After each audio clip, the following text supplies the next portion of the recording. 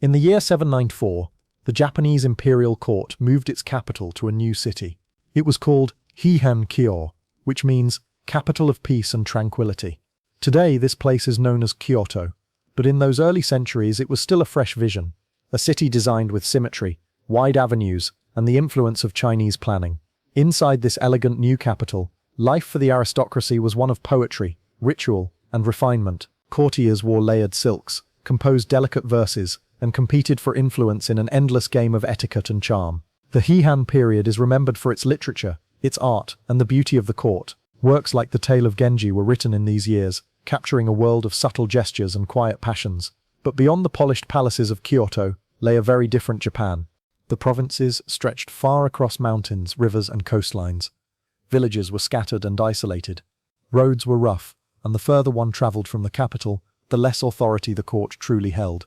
Farmers tended rice paddies, local lords managed their lands, and conflicts between neighbors were not uncommon. Bandits roamed remote areas, and rival families often clashed over borders and water rights. While the aristocrats of Heian-kyo spent their days exchanging poems and attending festivals, the countryside required something more practical: armed men to protect the land.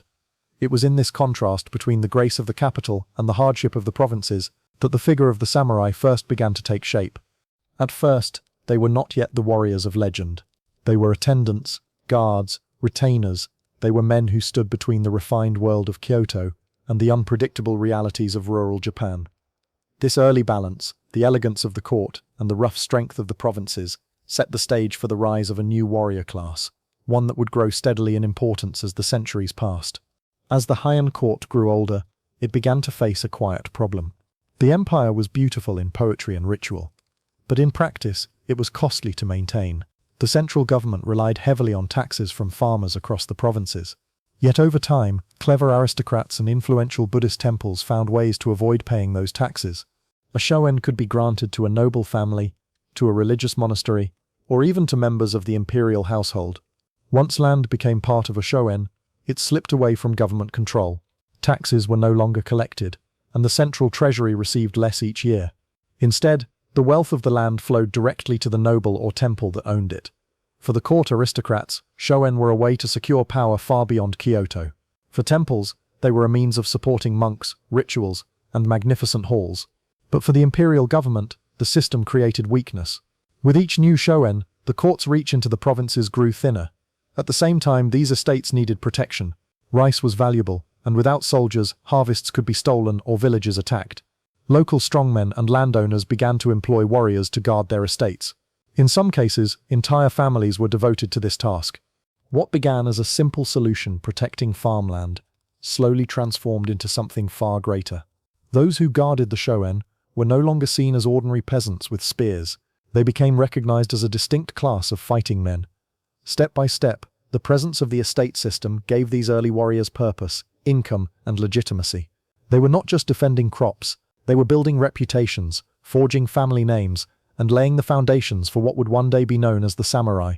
At first, the men who served the great estates were little more than guards. They stood watch over rice fields, escorted shipments along rough roads, and defended villages against bandits. Many were mounted archers, for the horse was a symbol of power and speed in early Japan. But over time, their role deepened. These men were not merely hired muscle. They were often of noble birth themselves, younger sons of aristocratic families, or provincial landowners seeking honor and income. Unlike the peasant farmer who took up a spear for a season, these retainers trained year after year. They became specialists in the bow, the sword, and the art of mounted combat. It was here that the identity of the warrior began to shift. The word saburao meant to serve. At first it referred simply to attendants who stood close by a noble, ready to obey. Yet gradually, those who served with weapons gained recognition as a unique group. They were protectors, fighters, men of both skill and loyalty. As estates grew and conflicts spread, their importance only increased. Courts in Kyoto might dismiss them as rough men from the countryside, but their power was undeniable. In the provinces, it was not poetry or etiquette that brought safety. It was the presence of strong riders with bows drawn, watching over the land. This slow change marked the birth of something new. Guards became warriors, retainers became leaders, and families who carried swords on behalf of their lords began to imagine a destiny of their own. Among these early fighters, certain lineages rose to prominence.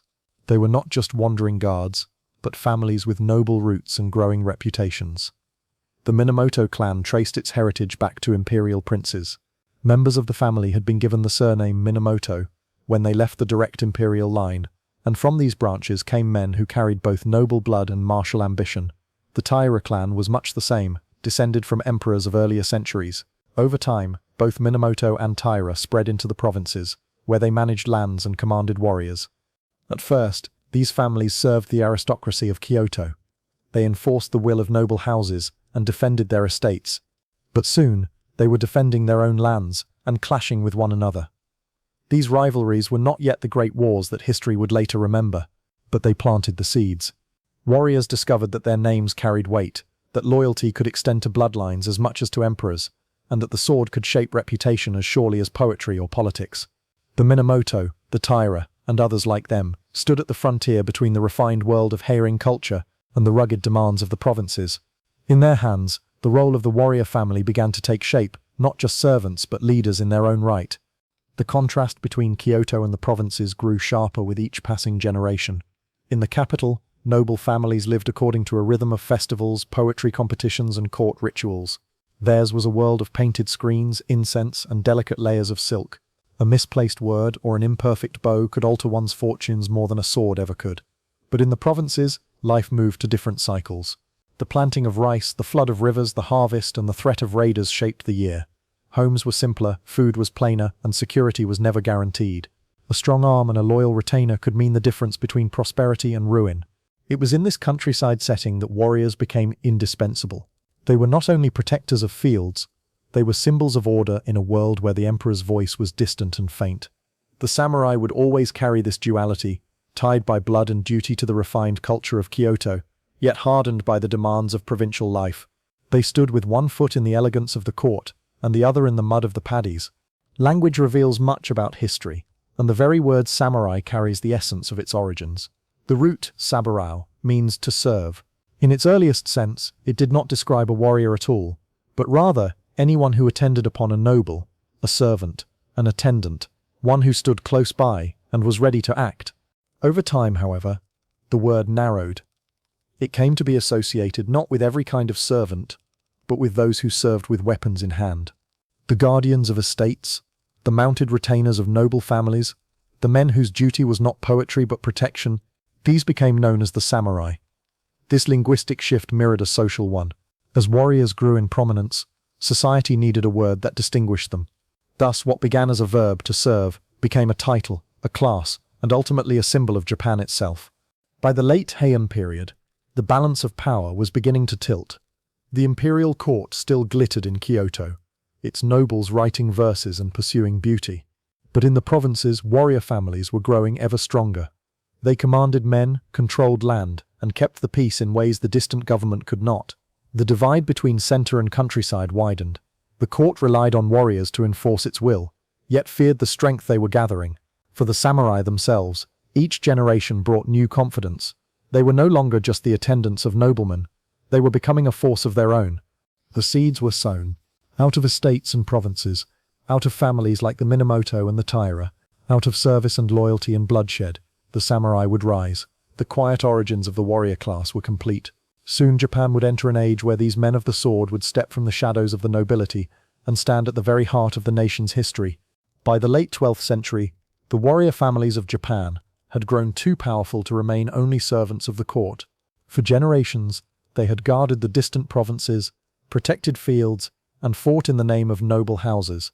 But as their numbers grew, and their reputations deepened, so too did their ambitions. The imperial court in Kyoto was still the center of elegance. Nobles competed in poetry and politics, debating over ceremonies and alliances. Yet outside the capital, the reality was different. The land was vast, its mountains high, and its roads uncertain. In those provinces, it was not the emperor's decree that carried weight, but the strength of a family's warriors. Among these warrior clans, two rose above the rest, the Taira and the Minamoto. The Taira clan traced its lineage to Emperor Kanmu. They were wealthy, deeply tied to Kyoto, and for a time, they even held high offices within the imperial court. Their leader Taira no Kiyomori wielded power not only through the sword but through politics. His family married into the imperial line, placing their blood close to the throne. The Minamoto clan, by contrast, had spread far into the provinces. They were men of the frontier, with roots in noble blood but strength drawn from their control of distant lands. Their power lay in their ability to raise armies quickly and decisively, calling upon retainers who had trained for generations. These two families, bound by pride, ambition, and history, became natural rivals. Their conflicts were not merely personal. They were the struggles of two visions of Japan, one rooted in the court, wealth and influence, the other in the provinces, discipline and military might. Tension deepened, small battles flared, allegiances shifted, the balance of Japan trembled, and so, the seeds of a greater conflict were planted. A war that would bring destruction, reshape the nation, and firmly place the warrior class at the very heart of Japanese history. The conflict between the Taira and the Minamoto reached its breaking point in the year 11. What began as political rivalry in Kyoto soon unfolded into open war, a war that would last 5 years and shape the destiny of Japan. It is remembered as the Genpei War, named after the Chinese characters used for the two clans, Genji for the Minamoto and Heike for the Taira. The spark came when a prince of the imperial family, supported by the Minamoto, rose in rebellion against the Taira's dominance. The Taira, led by Taira no Kiyomori, held great power in the court, but their enemies were many. Resentment of their wealth and influence gave the Minamoto an opportunity to act. The war began with the Battle of Uji, near Kyoto. There, Minamoto warriors made a desperate stand on a wooden bridge across the river. With arrows flying and blades drawn, they tore up the planks beneath their feet to slow the enemy's advance. Though the Minamoto were defeated, their courage was remembered as the first chapter of a much longer struggle. In the years that followed, battles raged across the land. The Taira, strong at sea and close to the capital, fought to maintain control. The Minamoto, commanding allies in the provinces, struck from the countryside with speed and determination. At Ichinotani, Minamoto forces charged down steep cliffs, surprising the Taira camp and shattering their defenses. At Yoshima, a daring raid forced the Taira to abandon their stronghold and flee to the sea. The war was not only about great battles. For ordinary people, it brought fire and famine. Villages were caught between armies, harvests destroyed, and families displaced. What for the warriors was a struggle for power. For the peasants was often a struggle for survival. Yet with each passing year, the Minamoto grew stronger. Their leaders, Minamoto no Yoshinaka, Minamoto no Yoshitsune, and finally, Minamoto no Yoritomo, carved their names into legend. Against them the Taira weakened, their fleets and strongholds slowly falling one by one. By 1185 the stage was set for the war's dramatic conclusion, a final confrontation at sea that would decide the fate of both clans. The final act of the Genpei War came in the spring of 1185. The place was Dan no Ura, a narrow strait in the western seas of Japan, where tides ran swift and treacherous. Here, the forces of the Taira and the Minamoto prepared for one last desperate battle. The Taira still held a powerful fleet. They carried with them the young Emperor Antoku, a child only 6 years old, placed upon the throne through their family's influence. For the Taira, the boy was both their hope and their burden, the living symbol of their claim to rule. The Minamoto fleet, under the command of Minamoto no Yoshitsune, faced them across the waters. Yoshitsune was a daring and brilliant commander, known for his speed, his bold strategies, and his refusal to accept defeat. The battle began with the clash of arrows. Waves echoed with the creak of bows, the whistle of shafts, and the cries of men. Ships closed upon one another, warriors leaping from deck to deck, blades flashing in the sun. At first the tide favored the Taira. They knew the currents well, and their archers struck hard, but the Minamoto found an advantage. Secretly, they had won the loyalty of a Taira defector, who revealed which ship carried the emperor. With this knowledge, the Minamoto pressed the attack, focusing their fury upon the heart of the enemy fleet. As the tide literally turned, so too did the battle. The currents of Dan no Ura shifted suddenly, sweeping Taira ships into confusion. Minamoto warriors seized the moment, boarding enemy vessels, cutting down defenders, and driving survivors into the sea. Realizing all was lost, the Taira made a final, tragic choice. Rather than surrender, many threw themselves into the waves. Women of the clan carried the young Emperor Antoku into their arms and leapt together into the depths. With them sank not only the imperial child, but also sacred treasures, the regalia of Japan, mirrors, jewels, and swords, said to be gifts of the gods. By the battle's end, the Taira were no more. Their power was broken, their family scattered, their name consigned to memory. The Minamoto stood victorious. From this day the warrior class would not only protect the land, they would rule it. When the waves of Dan no Ura grew quiet, and the Taira were no more, it was the Minamoto who emerged as masters of Japan. Yet victory alone did not guarantee peace. Someone had to hold the reins of power. That man was Minamoto no Yoritomo. Yoritomo had not fought on the front lines like his younger brother Yoshitsune. Instead, he ruled with caution and calculation.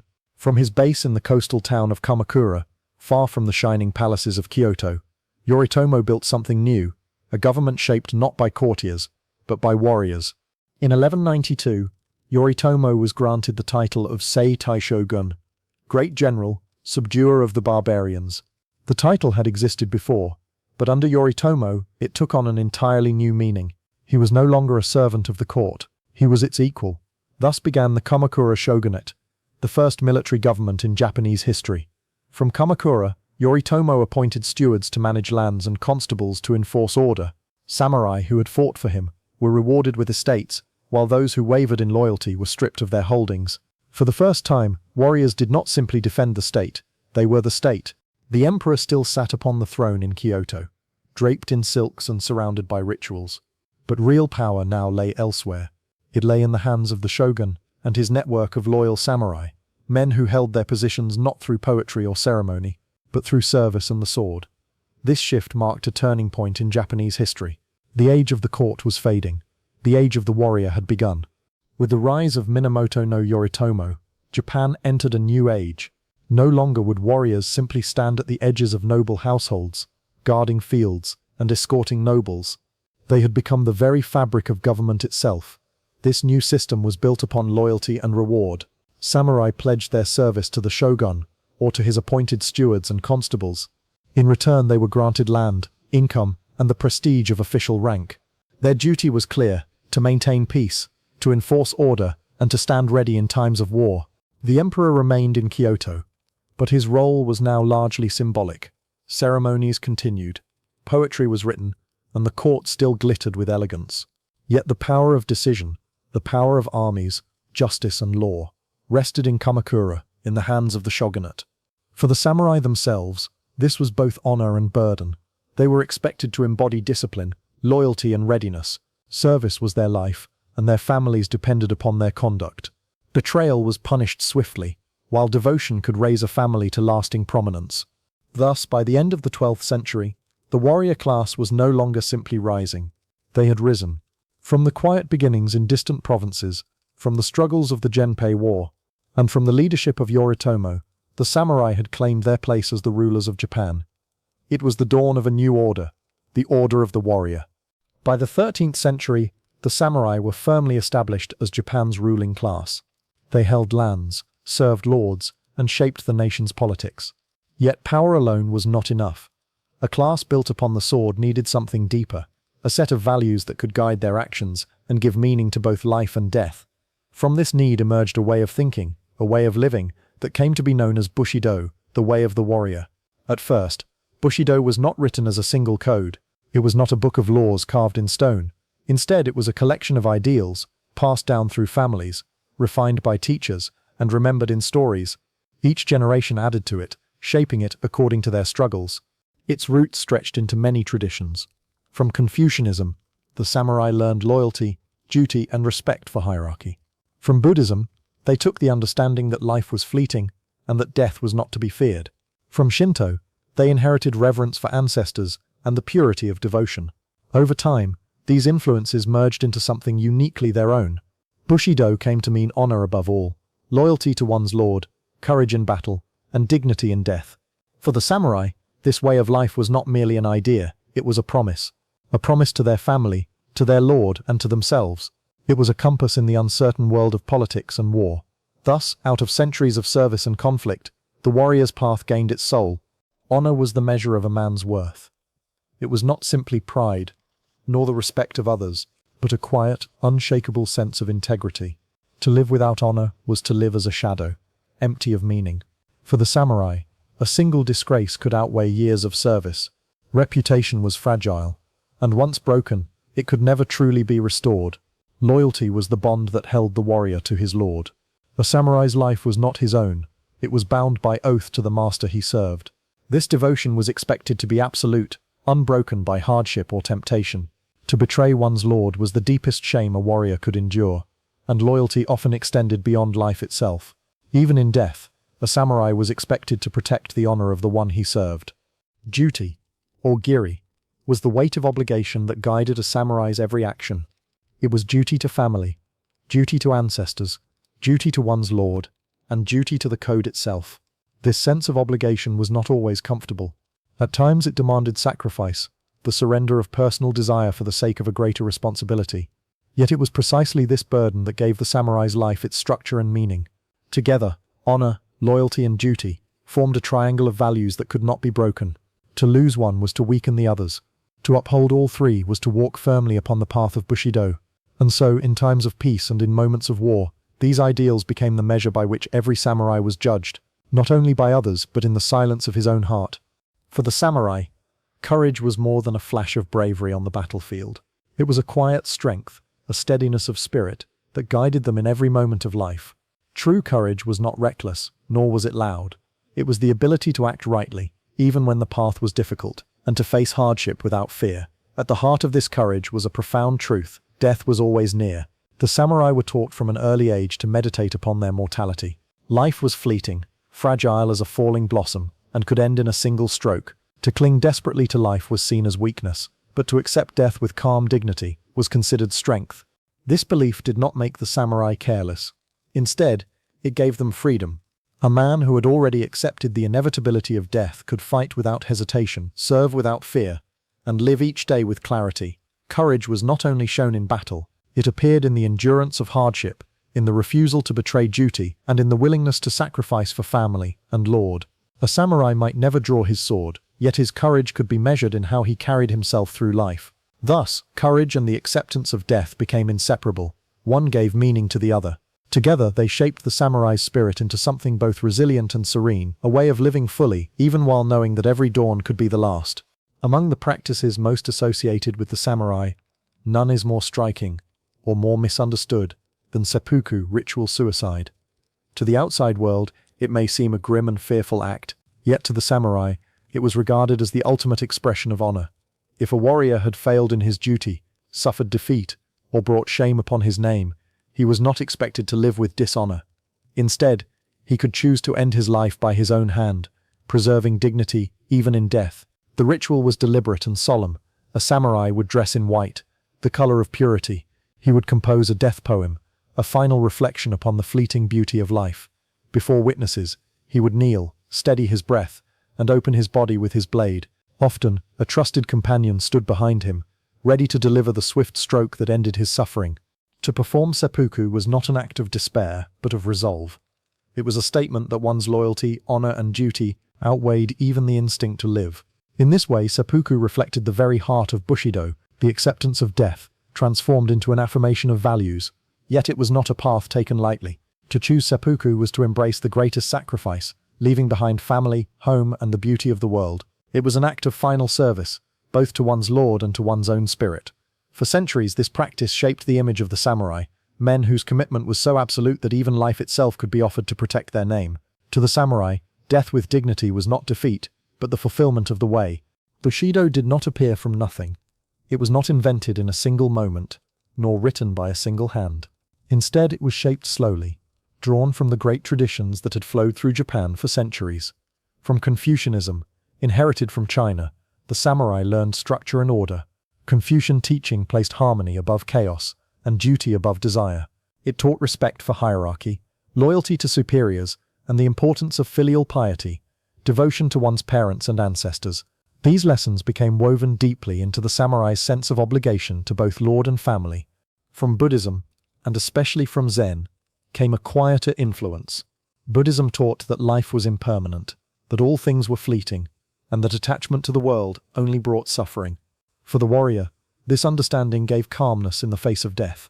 Meditation, discipline, and mindfulness became tools not only for the temple, but for the battlefield. In the silence of a garden, or in the stillness before combat, the samurai found strength in detachment.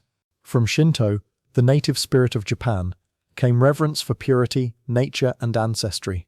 Shinto taught that the divine was present in all things, in the wind through pines, in flowing rivers, and in the spirits of those who came before. For the samurai, To live honorably was not only a duty to one's lord, but also a duty to the gods and to one's lineage. Together, these three traditions formed a foundation. Confucianism gave the samurai order, Buddhism gave them calm, Shinto gave them reverence. Out of these influences, Bushido became not just a code of warriors, but a way of life, a bridge between the sword and the spirit. Though Bushido is often spoken of as if it were a single, perfect code, the truth was more complex. For many samurai, Bushido was an ideal, a vision of what the warrior should be. It spoke of loyalty without question, honor without stain, and courage without fear. It was a compass pointing toward perfection, a light to guide the warrior's path. But in daily life, reality was less certain. Samurai were not always flawless. Loyalty shifted, betrayals occurred, and ambition sometimes outweighed duty. Wars were fought not only for honor, but for land, wealth, and power. And yet, even when the code was broken, the idea of Bushido remained powerful. It gave the warrior class an image to aspire to, a standard by which they judged themselves and others. In times of peace, it inspired poetry, art, and careful training. In times of war, it gave men the courage to face death with calm. Thus, Bushido was both truth and myth. It was practiced imperfectly, yet believed in deeply. Over centuries, it became less about what every samurai actually did, and more about what every samurai was expected to be. In this way, Bushido shaped not only the warrior's world, but Japan itself. It became part of the nation's memory, a story of discipline and devotion, of service and sacrifice, a story that lived on long after the warriors themselves had passed. The life of a samurai began long before he ever touched a sword. It began in the hush of a household, in the quiet rituals that welcomed a child into the world. In samurai families, the birth of a child was not only a moment of joy, but a matter of importance to the entire household. Every child carried the hopes of the lineage, the continuation of a name, the preservation of honor, and the promise of service. Whether boy or girl, a newborn was greeted with ceremony, for in that tiny life lay the weight of generations. At birth, the infant was swaddled in soft cloth, often white to symbolize purity. Mothers, attended by midwives and family members, observed rituals meant to protect the child from misfortune.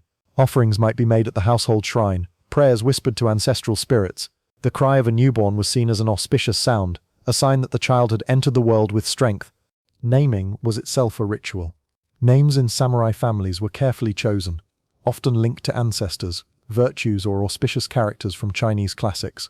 The name carried more than identity. It carried expectation. A boy might be named for courage, loyalty, or wisdom, virtues that his family hoped he would one day embody. A girl's name might reflect grace, beauty, or strength of spirit, qualities valued in women who were destined to guide households and, in times of need, defend them. Childhood in samurai families was not without affection.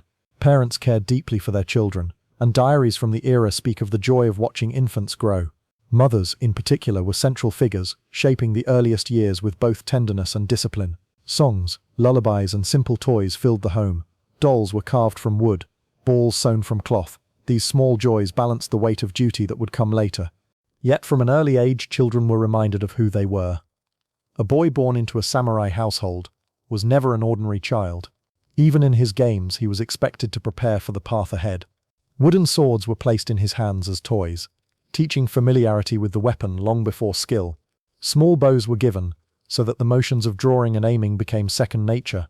Stories were told at night, not only tales of gods and spirits, but of ancestors who had served with loyalty and courage.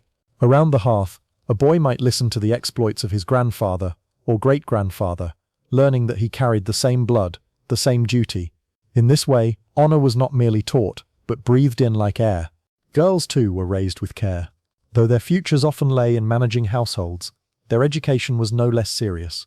Many were taught the use of the naginata, the long polearm that became a symbol of women in samurai culture. Diaries speak of mothers who trained with their daughters, preparing them not only for domestic roles, but for the possibility of defending the home in times of unrest. A girl's strength was measured not only in gentleness, but in readiness. Clothing for children reflected their place in society. Infants wore simple robes, but as they grew, garments displayed family crests. Even a child's attire reminded them that they belonged to something larger than themselves, a lineage, a clan, a tradition. By the age of 7, a boy might be sent to live with another family, often relatives or allies, to learn discipline outside the indulgence of his parents. This practice, known as yoshi, was both a test and a training. A child grew in resilience, learning loyalty to his foster household while never forgetting his true family. Education began early. Alongside physical training came lessons in reading and writing. The Chinese classics, texts of philosophy, governance, and poetry were introduced in childhood. Boys learned to copy characters with brush and ink, developing patience and precision. Girls too studied reading and writing, for literacy was a mark of refinement in samurai households. Discipline was ever present. A child was taught respect for elders, obedience to parents, and humility in speech. Courtesy was not a formality, but a foundation. A bow, a word, a gesture, all carried meaning, shaping the child into one who could one day stand with dignity among others. Seasons marked the rhythm of childhood. In spring, blossoms were admired, their brief beauty teaching the lesson of impermanence. In summer, children played outdoors, swimming in rivers, running through fields, their strength growing with the heat. Autumn brought harvest festivals, where children learned gratitude for the bounty of the land. Winter meant nights by the hearth, listening to stories, practicing calligraphy, and building resilience against the cold. The home itself was the first school. A child learned not only from parents but from the servants, retainers, and elders who filled the household. Each interaction reinforced the values of service, humility, and respect. To be samurai was not a role chosen, it was a role absorbed from the moment of birth. And so, by the time a samurai child reached the age of 10, much had already been instilled. The bow was no longer unfamiliar. The brush was steady in the hand. Honor and duty were words not only spoken but lived in daily practice. Childhood had prepared the ground. Soon youth would bring training, and training would lead to the life of service that defined the warrior class. In this way, the earliest years of a samurai's life were both tender and weighty, a balance of affection and expectation. The child was cherished as family, yet shaped as a vessel of duty. From the moment of birth, every samurai walked a path that belonged not only to himself, but to the generations who came before and the generations who would follow. As the child of a samurai grew older, play gave way to discipline.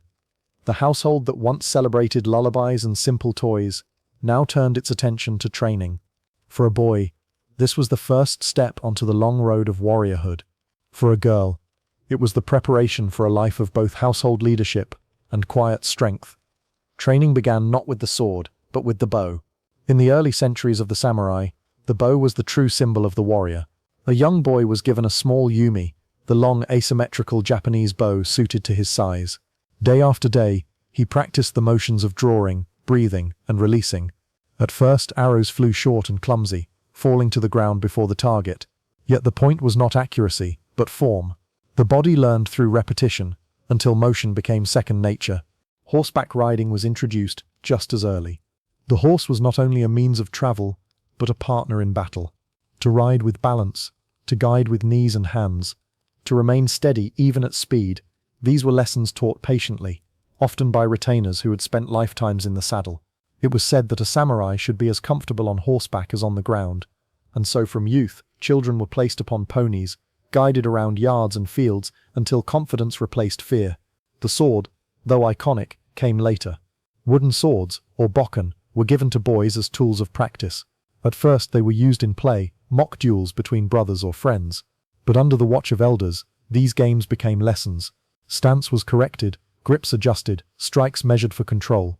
The goal was not to defeat, but to learn balance, patience, and timing. Training was not always formal. Much of it was woven into daily life. A boy might be asked to carry buckets of water from the river, strengthening arms and legs. Chores became practice, splitting wood, grinding grain, sweeping courtyards, all teaching endurance and humility. To serve the household was itself part of the warrior's path. Discipline extended beyond the body. A child was expected to memorize poems, copy Chinese characters, and listen to readings of history. Knowledge was as vital as strength. A samurai who could not read, could not understand orders, nor appreciate the wisdom of the past. To wield a brush was considered equal to wielding a blade. The two were never separated. Girls too received training. While their brothers drew bows and mounted horses, they learned to wield the naginata, the long polearm that gave reach and protection. It was both a weapon and a symbol, teaching grace in motion and steadiness of spirit. In times of peace, it was practiced as exercise. In times of danger, it could mean survival. Women were also trained in household management, learning how to direct servants, manage resources, and keep records. The smooth running of an estate was as important to a family's honor as the prowess of its warriors. Instruction often came from within the family. Fathers guided their sons, passing down lessons learned on campaign. Mothers instructed daughters, teaching strength balanced with gentleness. Retainers, elders, and tutors filled the gaps, each contributing their skill to the child's formation. The pace was steady, unhurried, yet relentless. Each morning began early, sometimes before dawn, with physical exercise or weapon drills. Days might be filled with study, chores, or practice in the yard. Evenings often brought reflection, reciting poems, copying texts, or listening to stories of great warriors. In this way, the cycle of training blended seamlessly into daily life. Ritual and ceremony accompanied the milestones. At around 15, a boy underwent his Genpuku, the coming-of-age ceremony. His childhood name was set aside, and he received an adult name, often linked to ancestors or virtues. His hair was styled in the adult fashion, and he was formally recognized as a man ready to serve. For many, this was also the first time he was allowed to wear the long sword, the daito, symbol of his status. The training of youth was not without hardship. Pain, mistakes, and failure were expected. A boy who stumbled was corrected. A girl who faltered was guided again. Endurance was praised above talent. To suffer quietly, to rise after falling, to continue without complaint, these were seen as marks of true character. Stories from the period remind us of how seriously this training was taken. Chronicles tell of young warriors who practiced archery until their fingers bled, or who recited passages of philosophy late into the night by the dim light of oil lamps. Yet such efforts were not regarded as burdens. They were seen as steps upon a path that was larger than the individual, a path that stretched back to ancestors and forward to descendants. Even in these years, the seeds of Bushido were planted. Children learned loyalty through obedience to their parents and teachers. They learned honor in the way they carried themselves, even when unseen. They learned duty in every chore and every lesson, for nothing was considered too small when shaping a life of service. Thus, by the time a samurai youth reached adulthood, his training was already deeply rooted. His body was strong, his mind prepared, his spirit disciplined. He was no longer merely a child of the household, but a servant of the clan, ready to step into the responsibilities of his station. In this way, the training of youth was not only preparation for war, it was the shaping of character, the molding of spirit, the creation of a way of life. From these quiet years of practice and learning, the samurai emerged as men and women bound to their code, carrying within them both the strength of arms and the calmness of discipline. When we imagine the samurai today, we often think first of grand castles, towering walls, deep moats, and sweeping roofs that seem to rise like mountains of stone and wood. Yet the homes of the samurai were not always so imposing. In their earliest centuries, their dwellings were far simpler, shaped by practicality and the rhythms of the land. A samurai's home was usually constructed of timber, with walls made not of stone but of wood and paper screens. The walls were thin, designed to breathe with the changing seasons. In summer, they could be slid open to allow the breeze to flow through. In winter, they shut tight, leaving only the dim warmth of a hearth to keep away the cold. Inside, rooms were laid with tatami mats, soft woven straw that gave a sense of order and calm. Furniture was minimal. A few chests for storage, a low table for writing or meals, cushions for sitting. The simplicity was deliberate. Clutter was seen as distraction. Even in the home, the life of a samurai reflected discipline. Sliding screens divided the rooms. These shoji, made of paper stretched across wooden frames, allowed light to filter gently into the space, creating a glow that softened every corner. By day, sunlight drifted through in muted shades. By night, lamps placed behind the screens gave a warm and steady glow, turning the house into a lantern against the darkness. Gardens were an extension of the home. A samurai's dwelling often opened onto a small yard, where stones were carefully arranged. Moss grew in shaded corners, and water flowed through channels or pools. These gardens were not luxuries, but expressions of order and balance. To step into one was to step into a world of quiet reflection, where each stone and each plant had been chosen with thought. Castles, as we imagine them now, came later. During the Sengoku, or Warring States period, Japan erupted into conflict between rival daimyos. In this age of constant war, wooden homes were no longer enough. Stone bases rose, walls thickened, and moats were dug deep to hold back enemies. Towers climbed into the sky, offering both protection and a symbol of power. Within these castles, life was more complex. The central keep, the tenshu, served as both command post and residence for the lord. Around it stretched layers of courtyards, gates and walls, designed to delay attackers and confuse intruders. Inside, the same principles of simplicity remained, but now the scale was grander. Tatami floors covered great halls, sliding screens bore painted landscapes, turning the walls into works of art. For the samurai who served within these castles, life was ordered by rank. High retainers lived closer to the lord, their quarters more spacious and adorned. Lower retainers lived further out, in humbler rooms, though still within the castle's protection. Every placement reflected loyalty, service, and status. Yet whether in a simple wooden home of the early centuries, or a sprawling castle of the later age, the atmosphere remained the same: quiet discipline. A samurai household was not a place of excess. Even in wealth, restraint was expected. The home was a place of order, a place where every object served a purpose. Meals were taken in small rooms, often on the floor around a low table. Armor was stored carefully, cleaned and maintained after every use. Weapons were displayed not as decorations but as reminders of duty. Family crests might be painted on screens or embroidered into cloth, ensuring that even within the walls of the home, identity and lineage were always present. The household was not only for the family. Retainers, servants, and sometimes students filled the spaces. The samurai's home was a living community, bound together by loyalty and service. Each person knew their place, their role, their duty. Harmony came not from equality, but from the balance of obligations. At night, the house grew silent. Paper walls allowed every sound to travel: the wind, the call of insects, the shifting of a floorboard.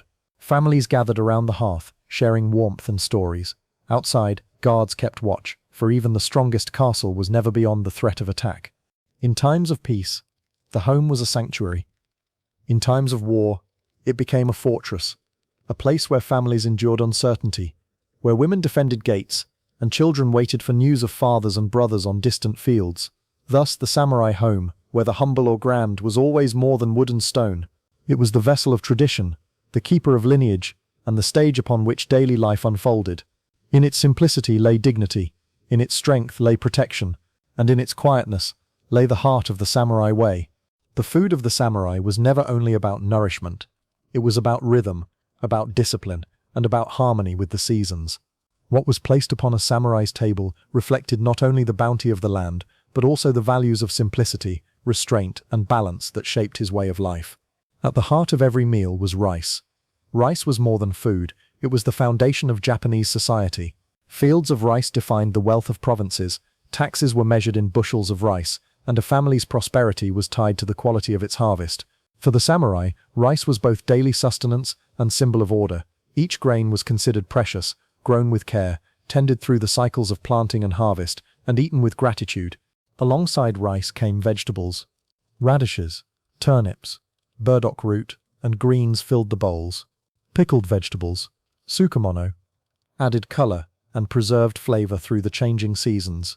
These pickles were not mere side dishes, they carried meaning. The sourness of pickled plums, umeboshi, was believed to cleanse the body and sharpen the mind. A small wrinkled plum atop white rice was a common sight, simple yet complete. Protein came from many sources. Fish, fresh in coastal regions, salted or dried inland, was a common staple. Meat was less frequent, though hunters sometimes brought venison or wild boar. Tofu, made from soybeans, provided another form of nourishment, humble yet versatile. In times of scarcity, even miso soup, a broth of fermented soybean paste with bits of vegetables or seaweed, could sustain strength. Tea was ever present. At first, it was a simple drink, boiled leaves in water. But in time, it became ritual, refined into the tea ceremony that taught discipline, patience, and mindfulness. For the samurai, tea was not about flavor, but about the act itself. The careful pouring, the measured movements, the silent appreciation of the moment. Meals were eaten in quiet order. Samurai families sat on tatami mats around low tables. Chopsticks, carefully carved, were held with precision. Bowls were lifted respectfully to the lips, not bent over as if in haste. Every gesture mattered. Eating was not an indulgence, but a reflection of one's character. In wealthier households, presentation carried special weight. Lacquerware bowls shone with dark polish, accented with family crests. Trays were arranged with harmony in mind. Colors balanced, flavors contrasted, textures varied. Yet even in elegance, restraint was observed. Excess was frowned upon. A samurai's meal was meant to satisfy, not to overwhelm. Dining also carried ritual. Before meals, offerings were sometimes placed at a household shrine, a small portion of rice or tea given first to ancestors and spirits. This act of gratitude reminded the family that their sustenance came not only from the earth, but from the labors of those who came before. Seasonality shaped every dish. In spring, bamboo shoots and fresh greens marked the renewal of life. Summer meals were light, with chilled noodles and refreshing fruits. Autumn brought mushrooms, chestnuts, and the deep flavors of harvest. Winter meals were hearty, with simmered stews that gave warmth against the cold. To eat was to move with the seasons, never apart from them. Hospitality was also an important part of dining. Guests were offered the best portions, seated in places of honor, and served with care. A lord might host a feast for retainers, offering rice, fish, and sake as tokens of favor. Such gatherings strengthened bonds of loyalty, reminding all present that food was not only nourishment, but a symbol of unity. Children learned these rituals from an early age. They were taught how to sit properly, how to hold chopsticks, how to bow before and after a meal. Even at the table, discipline was instilled. To eat carelessly, or to leave food uneaten, was considered disrespectful. Gratitude was expected in every bite. In times of war, food was simpler still. Warriors carried dried rice, parched grains, or balls of rice wrapped in leaves. These rations were practical, sustaining men through long marches and sleepless nights. Even then, care was taken to preserve dignity. A warrior might pause before battle to eat quietly, centering his mind with a simple bowl of rice and tea. Thus, food in the samurai world was never just food. It was a reflection of values. Simplicity taught humility. Ritual taught mindfulness. Seasonality taught harmony with nature. In the act of eating, the samurai practiced the same discipline that guided him in battle, the same respect that bound him to his lord, the same calmness that allowed him to face life and death with equanimity. And so, at the samurai's table, one found not extravagance, but meaning. Each meal was a lesson in balance, a meditation in daily form, a reminder that the way of the warrior was not only lived with the sword, but also in the quiet act of lifting a bowl, bowing one's head, and tasting the fleeting gifts of the world. In the story of the samurai, the focus often falls upon men, warriors in armor, carrying swords, riding into battle. Yet within the household, the role of women was no less vital. They were the quiet strength of the family, the keepers of order, the guardians of both home and honor. Without them, the samurai class could not have endured. From the earliest days, a samurai wife was more than a companion. She was a partner in responsibility. When her husband went to war or traveled to serve his lord, it was she who managed the estate. Fields still needed to be sown, rents collected, servants directed. The smooth running of the household fell upon her shoulders, and her efficiency reflected not only upon herself, but upon her family's reputation. Women of samurai families were often educated. They could read and write, compose poetry, and keep records. Letters written by samurai wives reveal intelligence and dignity. Some corresponded with their husbands on campaign, sending words of encouragement or reminders of duty. Others managed accounts with precision, ensuring that resources were never wasted. Literacy was not only a skill, but a mark of refinement, binding women to the cultural life of the class. Training in arms was also part of a woman's world. Many were taught to wield the naginata, the long-bladed polearm whose reach made it a powerful weapon of defense. The naginata came to symbolize women of the warrior class, a reminder that even within the walls of the home, strength was expected. Mothers might instruct their daughters in its use, teaching not only technique but the spirit of readiness.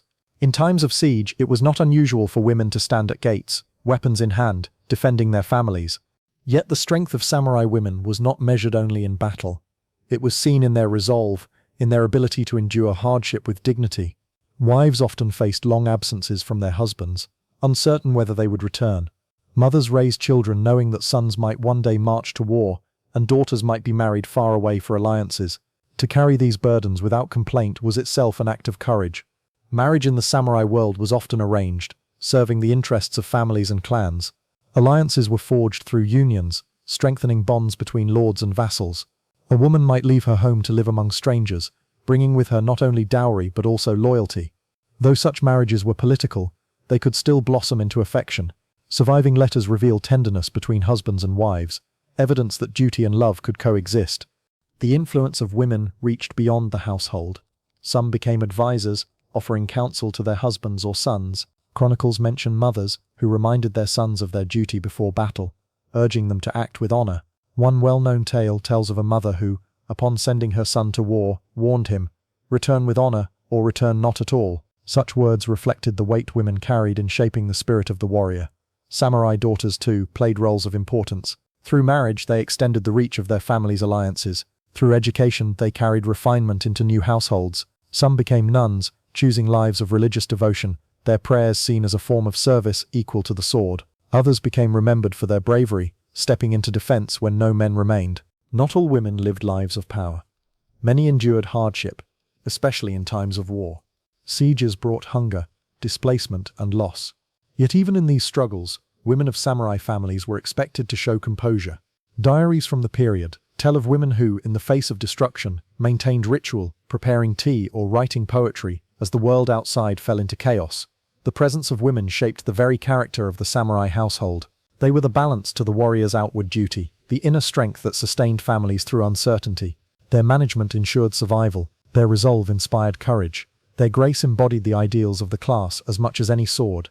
In truth, the samurai way was never lived by men alone. It was shared, quietly but firmly, by the women who bore its burdens, upheld its traditions, and passed its spirit to the next generation. They were warriors of a different kind, guardians of the home, defenders of honor, and keepers of the unseen strength that made the visible strength of men possible.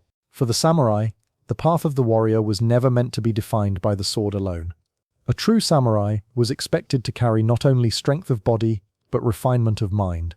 Education was therefore woven deeply into daily life, shaping warriors into men and women who could read, write, and appreciate the arts as fully as they could wield a blade. From childhood, sons of samurai families were taught to read the Chinese classics. These texts, works of history, philosophy, and poetry, had long been revered in Japan. They taught lessons of loyalty, order, and harmony, virtues that resonated with the ideals of the warrior class.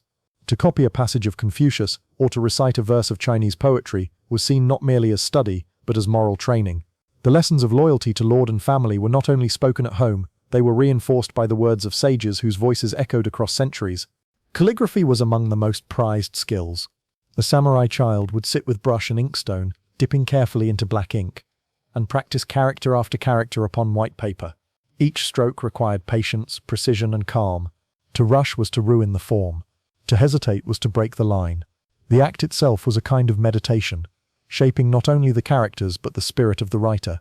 A steady hand with a brush was considered as important as a steady hand with a bow. Girls, too, received education, especially in families of higher standing. Many learned to read, write, and compose poetry. A samurai wife who could manage accounts, compose letters, and exchange refined verses was respected not only for her skill, but for the dignity she brought to her household. In this way, literacy became a marker of class, distinguishing the samurai from peasants who lived by toil alone. Poetry held a special place in samurai culture. The short form of waka, with its 5 lines and 31 syllables, was especially beloved. Warriors composed verses on the moon, on falling blossoms, on the stillness of the night before battle. These poems, often simple in words, carried depths of feeling. They revealed that beneath the armor and discipline, the samurai heart remained sensitive to beauty, aware of the fleeting nature of life.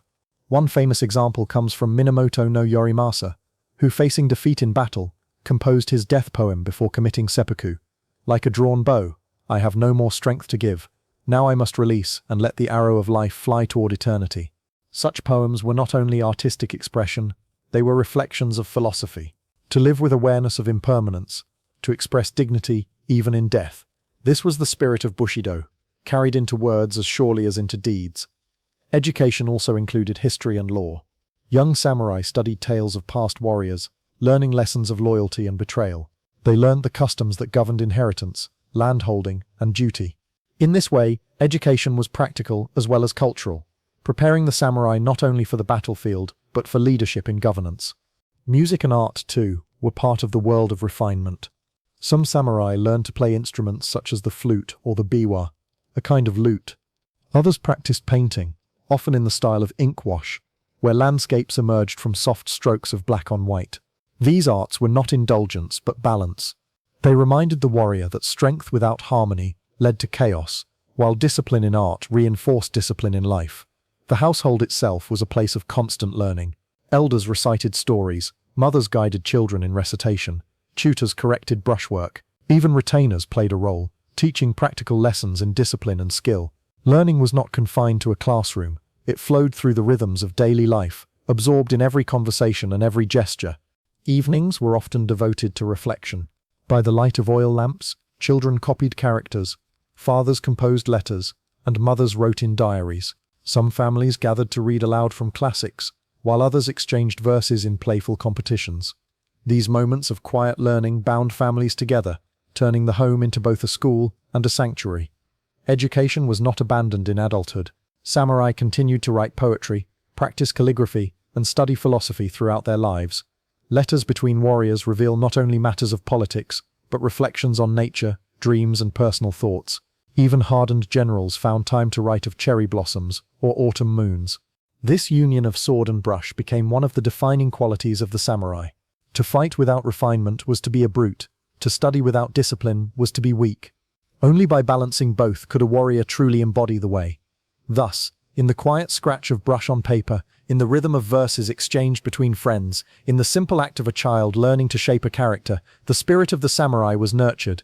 Education and poetry were not separate from the warrior's life. They were its essence, teaching that strength must be guided by wisdom, and that honor must be carried not only in deeds but also in words. The life of a samurai was not shaped only by weapons, training, and duty. It was also guided by faith, by quiet ritual, and by the unseen world of spirits and ancestors. Religion formed the invisible thread that ran through the warrior's days, binding his life to those who came before and to the divine forces believed to shape the world. At the heart of the samurai's spiritual life were two traditions, Shinto and Buddhism. These were not seen as conflicting, but as complementary. A household could honor both, placing offerings at a Shinto shrine in the morning and sitting in meditation before a Buddhist altar in the evening. Together they created a balance between devotion to the kami, the gods and spirits of nature, and the teachings of impermanence, compassion, and discipline. Within the samurai home, small shrines were common. A kamadana, or god shelf, was often placed high upon a wall. Upon it stood small offerings: rice, salt, water, perhaps a sprig of evergreen. These were given daily to the kami, tokens of respect to the divine forces believed to dwell in rivers, mountains, and trees. The act was simple, but filled with meaning, a reminder that life was sustained not only by effort, but by grace. Beside the kamadana, many homes also kept a butsudan, a Buddhist altar. Here, incense was lit, prayers were whispered, and memorial tablets for ancestors were placed. Each morning and evening, family members bowed before the altar, offering gratitude for the guidance of those who had passed. In times of difficulty, prayers were made for strength and clarity. In times of mourning, the altar became the center of remembrance, a place where the bond between the living and the dead remained unbroken. Rituals marked the rhythm of the year. Shinto festivals celebrated the planting of rice, the changing of the seasons, the return of harvest. Villages came alive with music, dance, and offerings to the local kami. Samurai families joined these celebrations, for though they stood above peasants in rank, they shared the same dependence upon the land and its cycles. The sight of banners fluttering in the wind, lanterns glowing in the evening, and drums echoing through the air was familiar to warriors and farmers alike. Buddhist observances offered a quieter rhythm. Days of meditation, temple visits, and sutra recitations reminded the samurai of impermanence and detachment. Zen, in particular, held special influence. Warriors sought clarity of mind through stillness, finding strength not in noise but in silence. A samurai might rise early, kneel upon a mat, and sit in meditation as dawnlight crept into the room, training his spirit to be as steady as his hand. Death was a constant presence in samurai life, and religion offered a way to face it with dignity. Funerals were solemn, guided by Buddhist priests. Incense drifted in the air as chants filled the hall, guiding the spirit to its next journey. Families wore white or black, heads bowed in respect. For the samurai, death was not an end but a transformation, a return to the great cycle. Ritual gave order to grief, turning sorrow into acceptance. Daily rituals also reinforced discipline: to bow before a shrine, to light incense with care, to offer rice or tea with steady hands. These small acts trained the spirit in mindfulness. Just as sword practice sharpened the body, ritual sharpened awareness. The two were never separate, they were threads of the same fabric. Women often tended to these rituals. They maintained the household altars, prepared offerings, and taught children the prayers. In this way, faith was passed quietly from mother to child, shaping generations through rhythm and repetition. A boy who learned to bow before the kamadana each morning grew into a man who bowed before his lord with the same respect. Rituals of faith mirrored rituals of service. Even in times of war, religion remained close. Warriors carried small charms or amulets for protection, gifted by temples or shrines. Before battle, prayers were offered for courage. Victories were sometimes dedicated to the gods, defeats explained as lessons from the unseen world. Temples received donations in gratitude, their bells ringing as reminders that every triumph was fleeting, every life impermanent. Thus, religion was not distant from the life of the samurai. It was present in every bow, every offering, every whispered prayer. It was found in the quiet of gardens, the sound of temple bells, the rustle of wind through shrine gates. It gave meaning to service, comfort in hardship, and dignity in death. For the samurai, to live by the sword was also to live by ritual. To serve one's lord was to serve one's ancestors. To fight with courage was to fight with the awareness of impermanence. And to bow before the altar each day was to remember that the path of the warrior was guided not only by strength but by faith. If the home was the heart of the samurai household, then the garden was its soul. Beyond walls of wood and paper, beyond the tatami mats and the glow of lamps, lay carefully arranged spaces of stone, water and greenery. Here, the warrior found balance, peace and reflection. The garden was never a place of accident. Every stone, every path, every tree was chosen with care. Its design reflected the philosophy that had shaped the samurai spirit: simplicity, harmony, and discipline.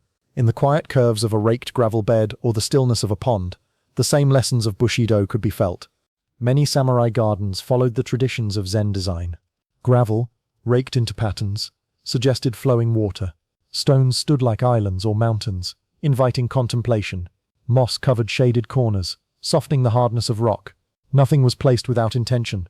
To walk through such a garden was to walk through a living poem, where each element spoke in silence. Water was a constant presence.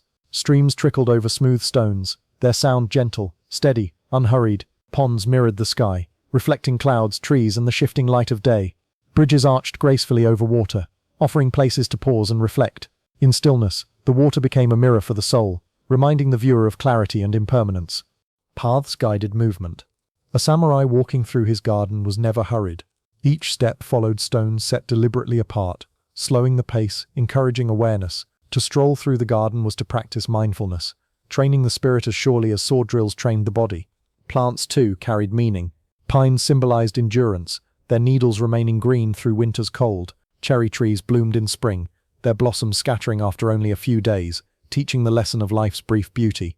Bamboo swayed with the wind yet never broke, a symbol of resilience and flexibility. Every season brought new lessons, and the garden reflected them all.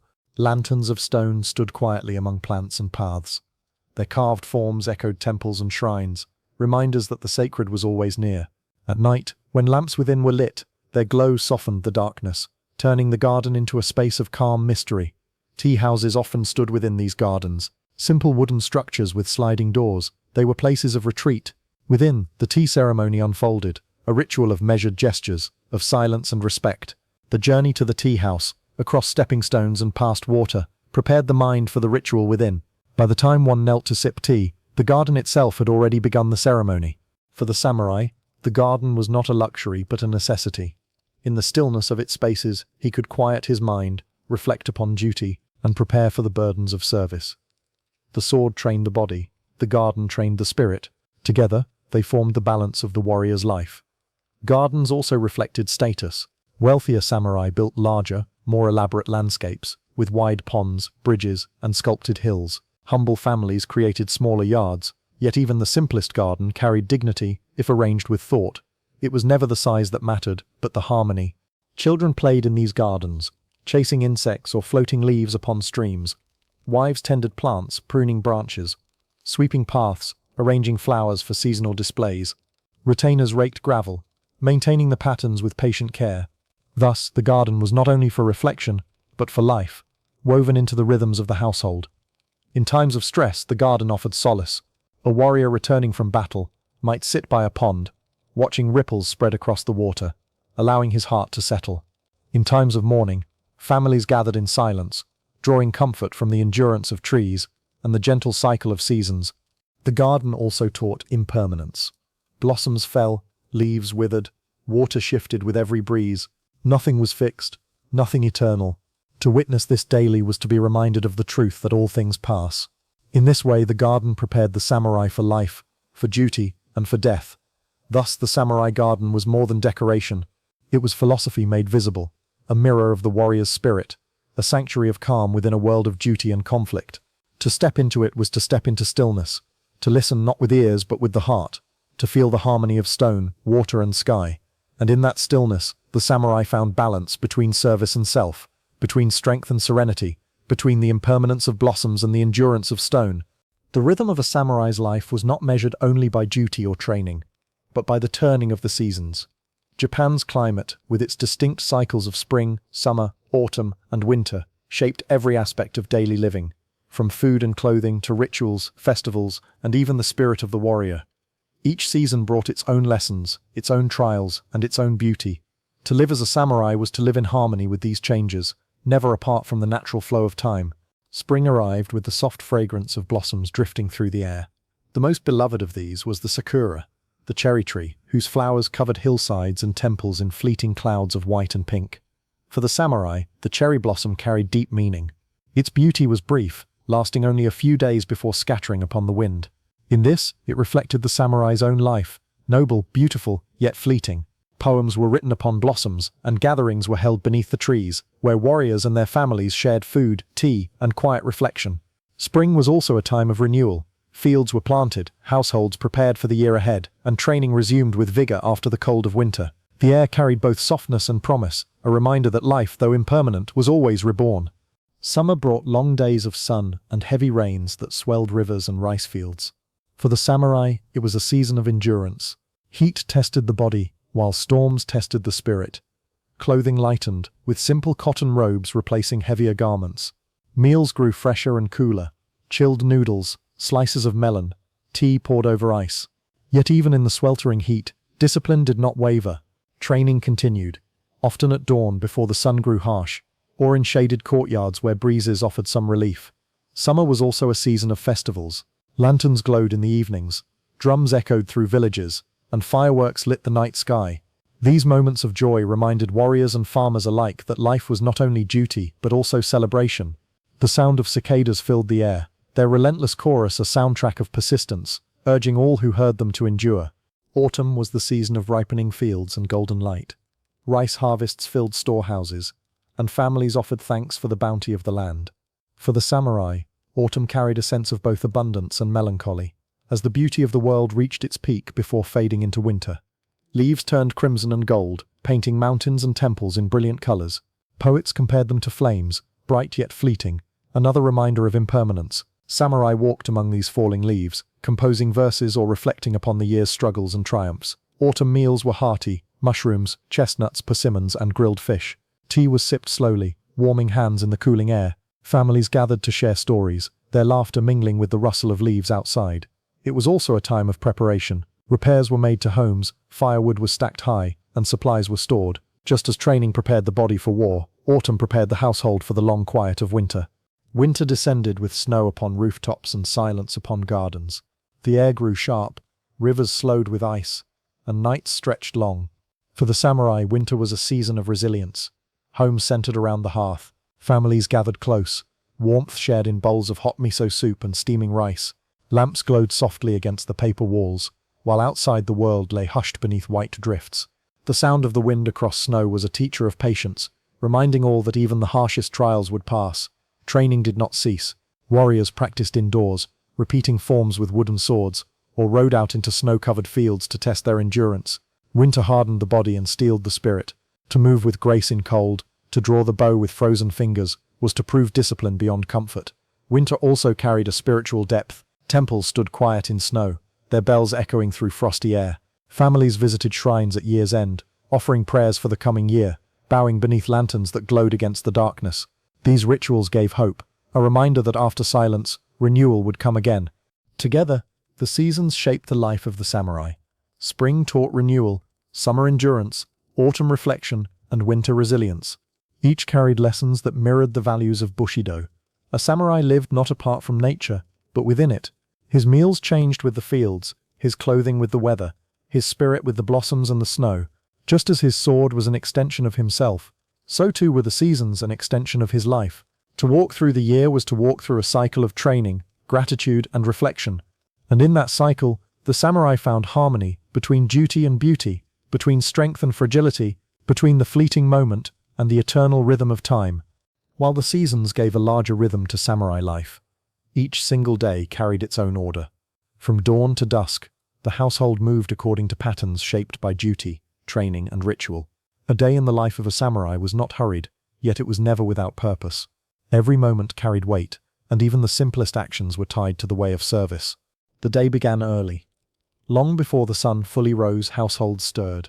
The soft crow of roosters, the rustle of servants preparing fires, and the distant sound of temple bells marked the arrival of morning. A samurai awoke not to leisure, but to responsibility. At dawn, prayers or bows were made to household shrines. A small offering of rice or water was placed upon the kamedana, a gesture of gratitude to the kami and ancestors. In these moments, the samurai reminded himself that each day was both gift and duty. Morning training often followed. Youths practiced with wooden swords in courtyards, their strikes echoing in rhythm. Others mounted horses, riding across fields in the cool air. Archers stood at targets, releasing arrows into the silence of dawn. These practices prepared the body, sharpened the mind, and reminded all of discipline. Breakfast was simple: bowls of rice, miso soup, and pickled vegetables. It was nourishment for duty, never indulgence. Families ate quietly, each person mindful of their role in the day ahead. As the sun rose higher, the work of the day unfolded. Samurai were not only warriors, they were also administrators, stewards of land, and leaders of households. Many spent their mornings overseeing estates. They met with retainers, checked accounts, or inspected fields. Rice was the foundation of wealth, and its management was as vital as swordsmanship. Ensuring that farmers were cared for, that taxes were collected, and that lands were secure was part of the samurai's role. In castle towns, samurai might attend their lord, reporting on duties or standing guard. Rank determined tasks. High retainers advised in councils, while lower retainers served as messengers, escorts, or guards. Each position carried honor, for service itself was the measure of worth. Children and youths devoted mornings to study. Tutors guided them in reading Chinese classics, copying characters, and composing poetry. Lessons in courtesy and etiquette prepared them for public life, teaching the grace expected of their station. By midday, meals were taken. Rice remained the staple, often joined by fish or vegetables. Tea refreshed the body, poured carefully, savored slowly. Even meals were moments of mindfulness, conducted with dignity and restraint. Afternoons often brought further training. Warriors practiced sword forms, riding drills, or archery competitions. Some engaged in mock battles, learning strategy and teamwork. Others trained indoors, perfecting stances and movements in repetition. Training was not confined to youth. Even seasoned warriors continued to practice, for discipline was lifelong. Households bustled with activity. Women managed servants, prepared stores of food, or instructed daughters in tasks of management and ritual. Gardens were tended, paths swept, and offerings refreshed at shrines. Every corner of the household reflected order, each person contributing to harmony. In quieter hours, education resumed. Calligraphy, music, or painting filled afternoons. Warriors wrote letters, composed verses, or studied history. These arts were not leisure alone. They balanced the sword with refinement, teaching patience and mindfulness. As the sun lowered, households gathered together. Evening meals were often the most communal, shared in calm atmosphere. Stories might be told, poems recited, or news exchanged. Children listened to elders speak of ancestors, or past battles, absorbing lessons of loyalty and honor. After dinner, moments of reflection filled the home. Lamps glowed softly behind paper screens, casting warm light across tatami floors. Some sat in gardens, listening to the sound of water or the rustle of night breezes. Others copied texts or composed poems, allowing the mind to settle. For many, evenings were the time of balance, a pause between duty and rest. As darkness deepened, homes grew quiet. Guards stood at gates or patrolled castle walls, their presence ensuring safety. Within, families slept upon mats, covered with quilts, the air filled with the faint scent of oil lamps or incense fading from earlier prayers. The night was not only for sleep. For the samurai, it was also a time of watchfulness. Dangers often came in silence, and readiness was expected at all times. A sword might rest near at hand, armor prepared for sudden call. Even in rest, discipline remained. In winter, nights were long, filled with the sound of wind across roofs and snow falling upon gardens. In summer, nights were alive with the hum of insects and the glow of lanterns at village festivals. Each season gave the night its own character, but always, it carried the same quiet, a reminder that the warrior's life was lived as much in stillness as in action. Thus, a day in the life of a samurai was neither hurried nor idle. From dawn prayers to midnight silence, it unfolded with purpose. Training strengthened the body, study sharpened the mind, and ritual nurtured the spirit. Family bonds wove through every hour, as did loyalty to lord and ancestors. No moment was wasted. Even in the simplest actions, bowing before a shrine, lifting a bowl of rice, practicing a brushstroke, the samurai practiced discipline. The rhythm of a single day reflected the rhythm of a lifetime, each gesture echoing the greater path of Bushidō. And so, in the quiet cycle of morning, noon, evening and night, the samurai lived not only as a warrior, but as a servant of order, of family, and of the way itself. The story of Zen and the samurai begins in the 12th and 13th centuries, a time when Japan was undergoing deep change. The old courtly world of Kyoto, with its poets and courtiers, was giving way to a new order, one dominated by warriors. Amidst this shift, a philosophy arrived from across the sea that would shape the very heart of the samurai spirit. This philosophy was Zen Buddhism. Born in China as Chan, and carried to Japan by monks who traveled across the waters, Zen was not a religion of elaborate rituals or grand doctrines. Instead, it was a teaching of simplicity, of silence, and of direct experience. It taught that truth could not always be found in words but in the stillness of the mind. For the warrior class, Zen felt familiar, as if it spoke directly to their lives. The samurai lived with the constant presence of death. Each battle, each mission, carried risk. In such a life, the teachings of impermanence, that all things are fleeting, like blossoms that fall after only a few days, resonated deeply. Zen did not deny the harshness of the world, instead it embraced it, offering a way to meet impermanence with calm acceptance. Monks such as Eisai and Dogen carried Zen from China to Japan, founding temples that soon became centers of learning and reflection. These temples did not stand apart from society, but wove themselves into the lives of the samurai. Warriors visited them for guidance, for discipline, and for the stillness that only meditation could bring. Zen emphasized simplicity. A single flower in a vase, a stone set carefully in a garden, a cup of tea prepared with care. These could hold as much meaning as a long sermon. For the samurai, who valued restraint and clarity, this simplicity felt natural.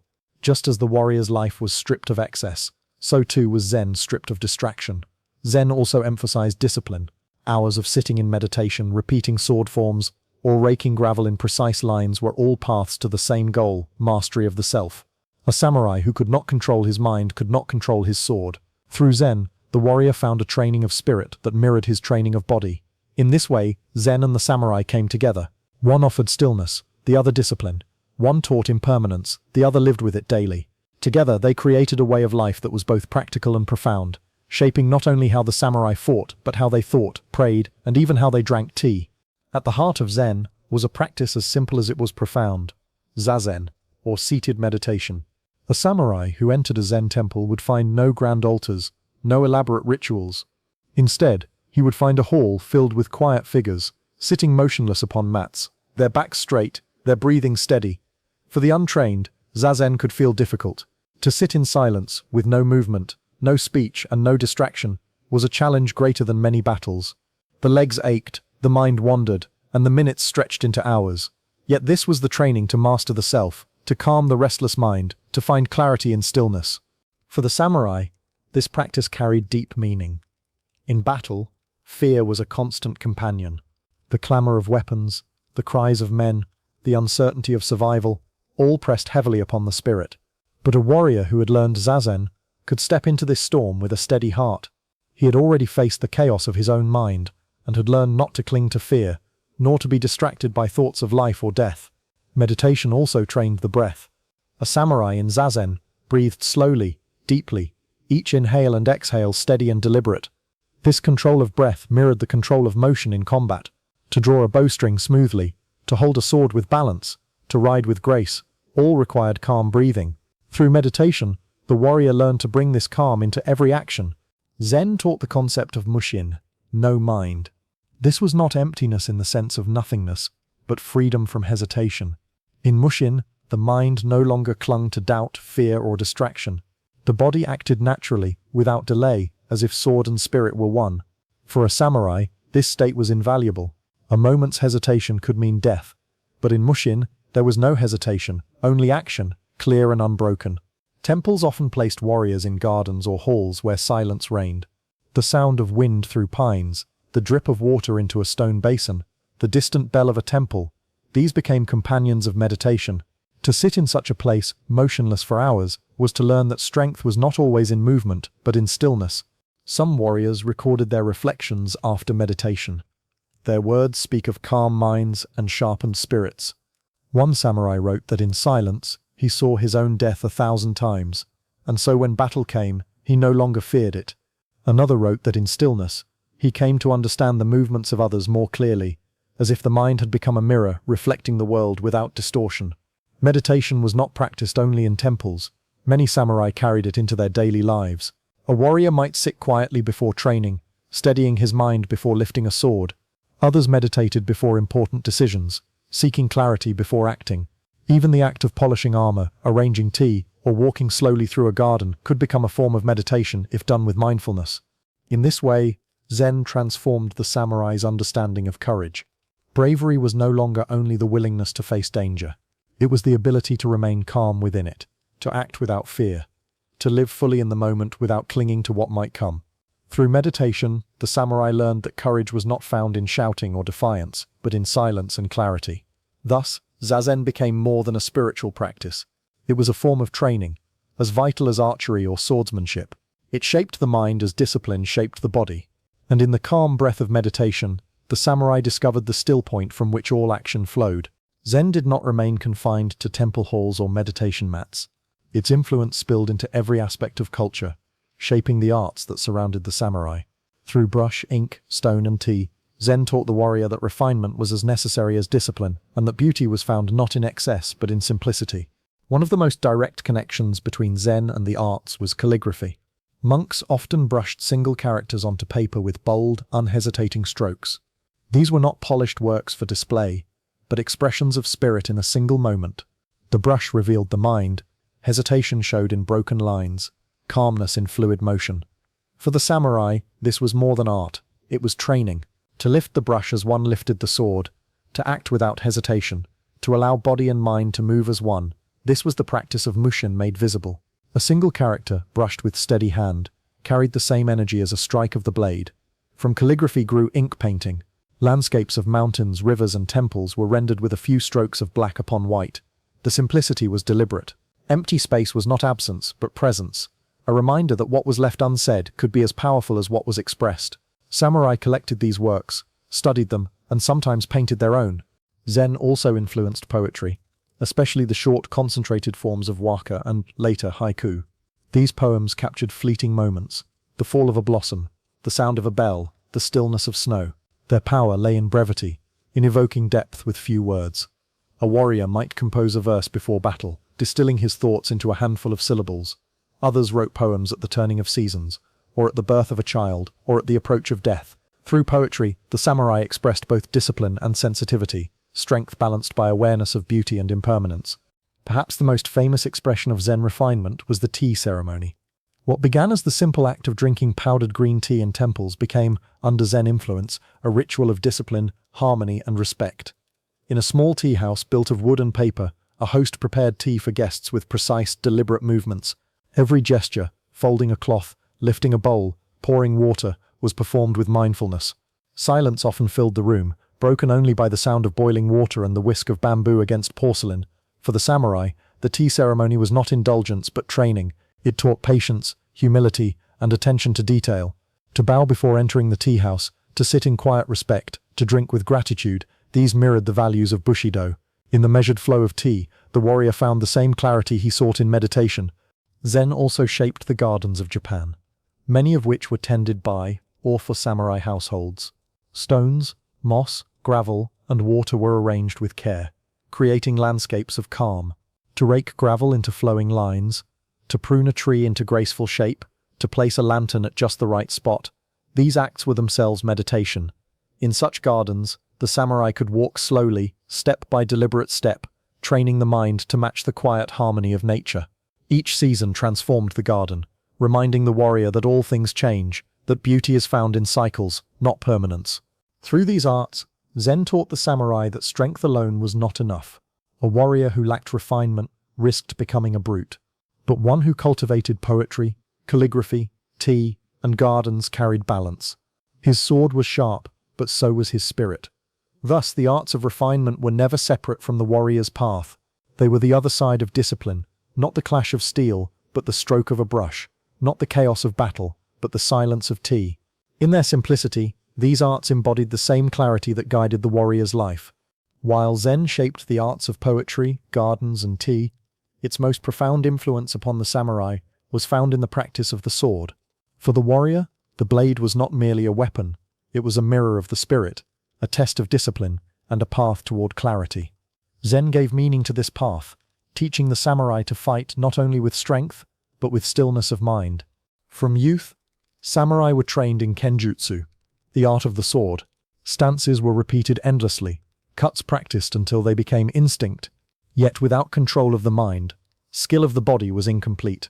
A trembling hand, a distracted thought, a moment's hesitation, any could mean defeat. Zen offered a solution. It taught the concept of mushin, no mind. In this state, the warrior acted without hesitation, without fear, without clinging to thought. The sword moved as naturally as breath. The body responded to the moment without delay. For the samurai, mushin was not theory, it was survival. Zen meditation had already taught the samurai the rhythm of breath. On the battlefield, this became invaluable. A steady inhale calmed the body, a steady exhale steadied the strike. Archers used breath to release arrows smoothly. Swordsmen timed their cuts to exhalation, letting the body flow without strain. In this way, every strike was rooted in the same clarity as meditation. Zen also helped the samurai confront fear. Death was never far. A battle could end in a single moment, and no armor could guarantee survival. Zen did not deny this truth. Instead, it embraced it. Just as blossoms fell from trees in spring, so too did lives fall in their time.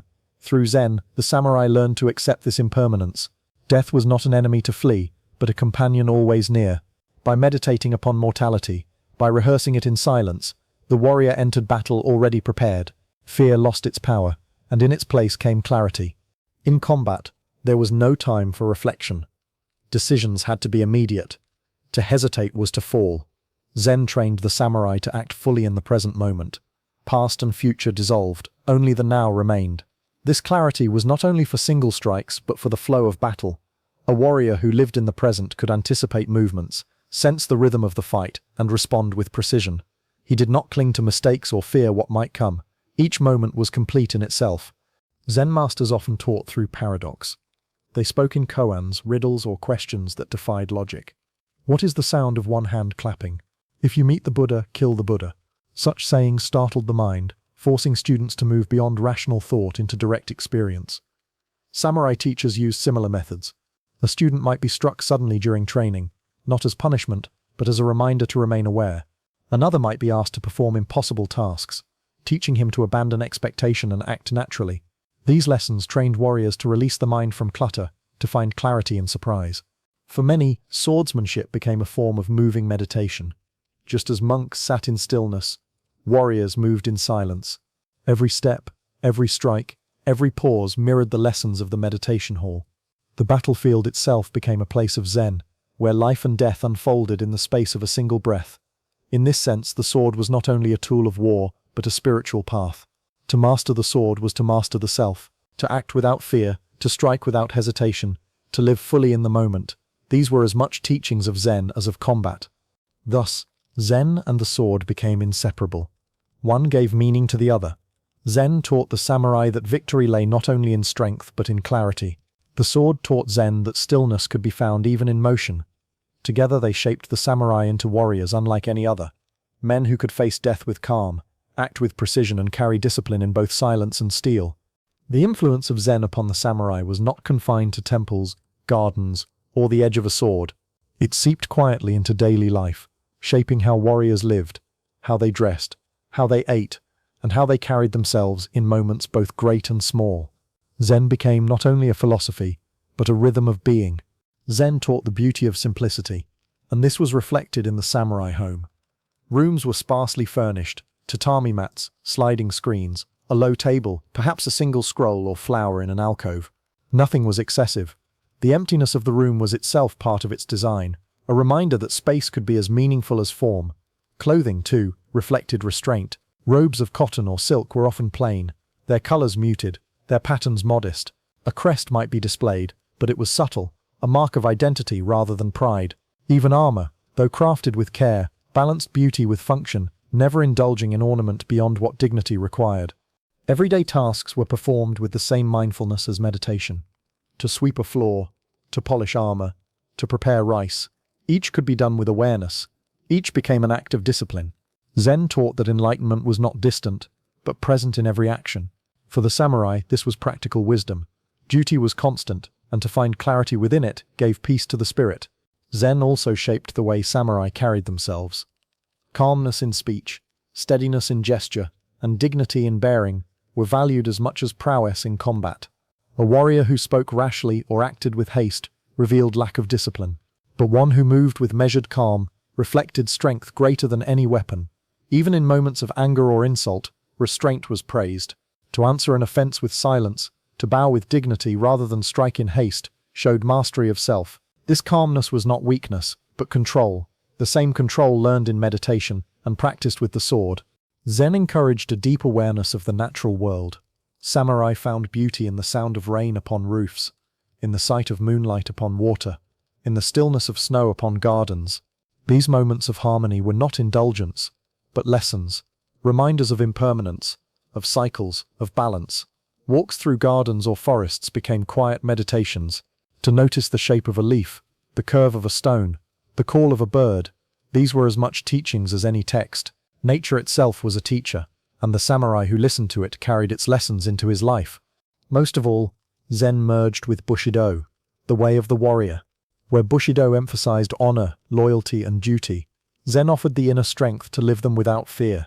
Together they created a path that balanced the outer demands of service with the inner calm of spirit.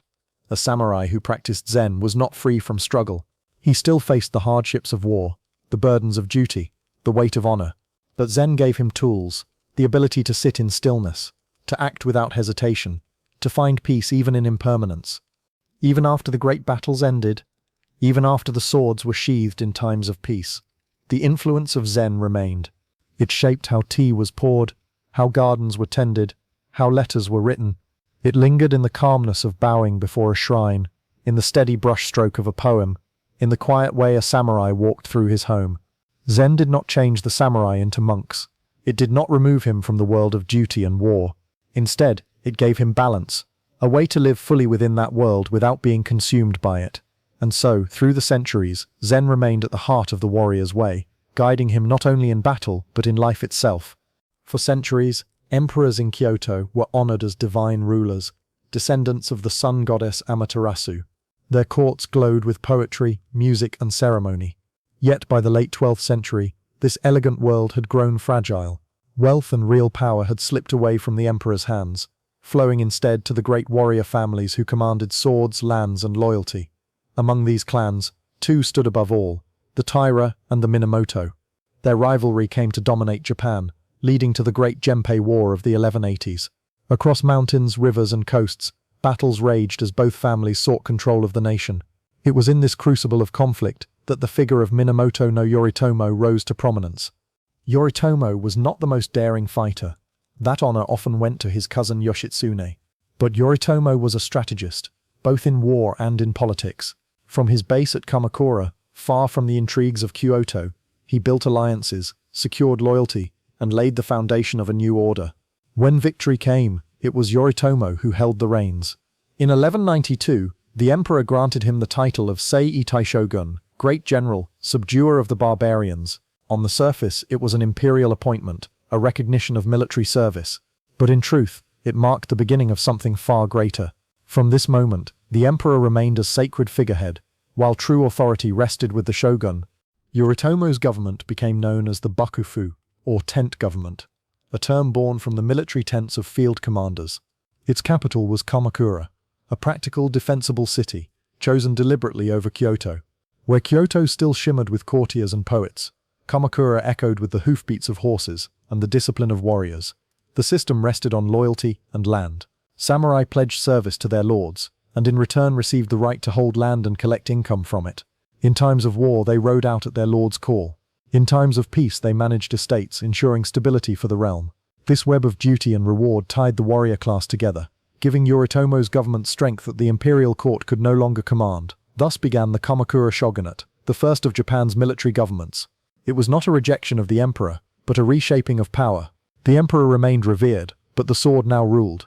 And with this shift, Japan entered an age where the way of the warrior became the way of the nation. When Minamoto no Yoritomo established his government in Kamakura, he created more than a new seat of power. He created a new way of governing Japan. Unlike the elegant courts of Kyoto, where poetry and ceremony had ruled for centuries, Kamakura was a city of warriors. It reflected the discipline, practicality, and directness of the samurai themselves. The structure of government was simple but effective. At its head stood the shogun, holding supreme authority over military and political affairs. Below him were trusted retainers, who managed different aspects of rule, law, land, taxation, and the conduct of samurai. This system gave warriors real responsibility, and ensured that power rested in capable hands rather than distant courtiers. For the samurai class, life under the Kamakura shogunate was defined by duty and land. In return for loyalty and military service, samurai were granted estates or the right to collect income from them. This created a bond of obligation. The samurai owed his lord protection and service, and the lord owed his samurai stability and support. This web of loyalty stretched outward, binding the warrior class into a single fabric of society. Daily life for samurai in this era reflected both their martial role and their responsibilities as landholders. Training with bow and sword remained constant, but so too did the work of managing villages, resolving disputes, and ensuring taxes were delivered. A warrior might ride out to hunt one day, drill with his men the next, and then oversee a harvest or a legal matter the day after.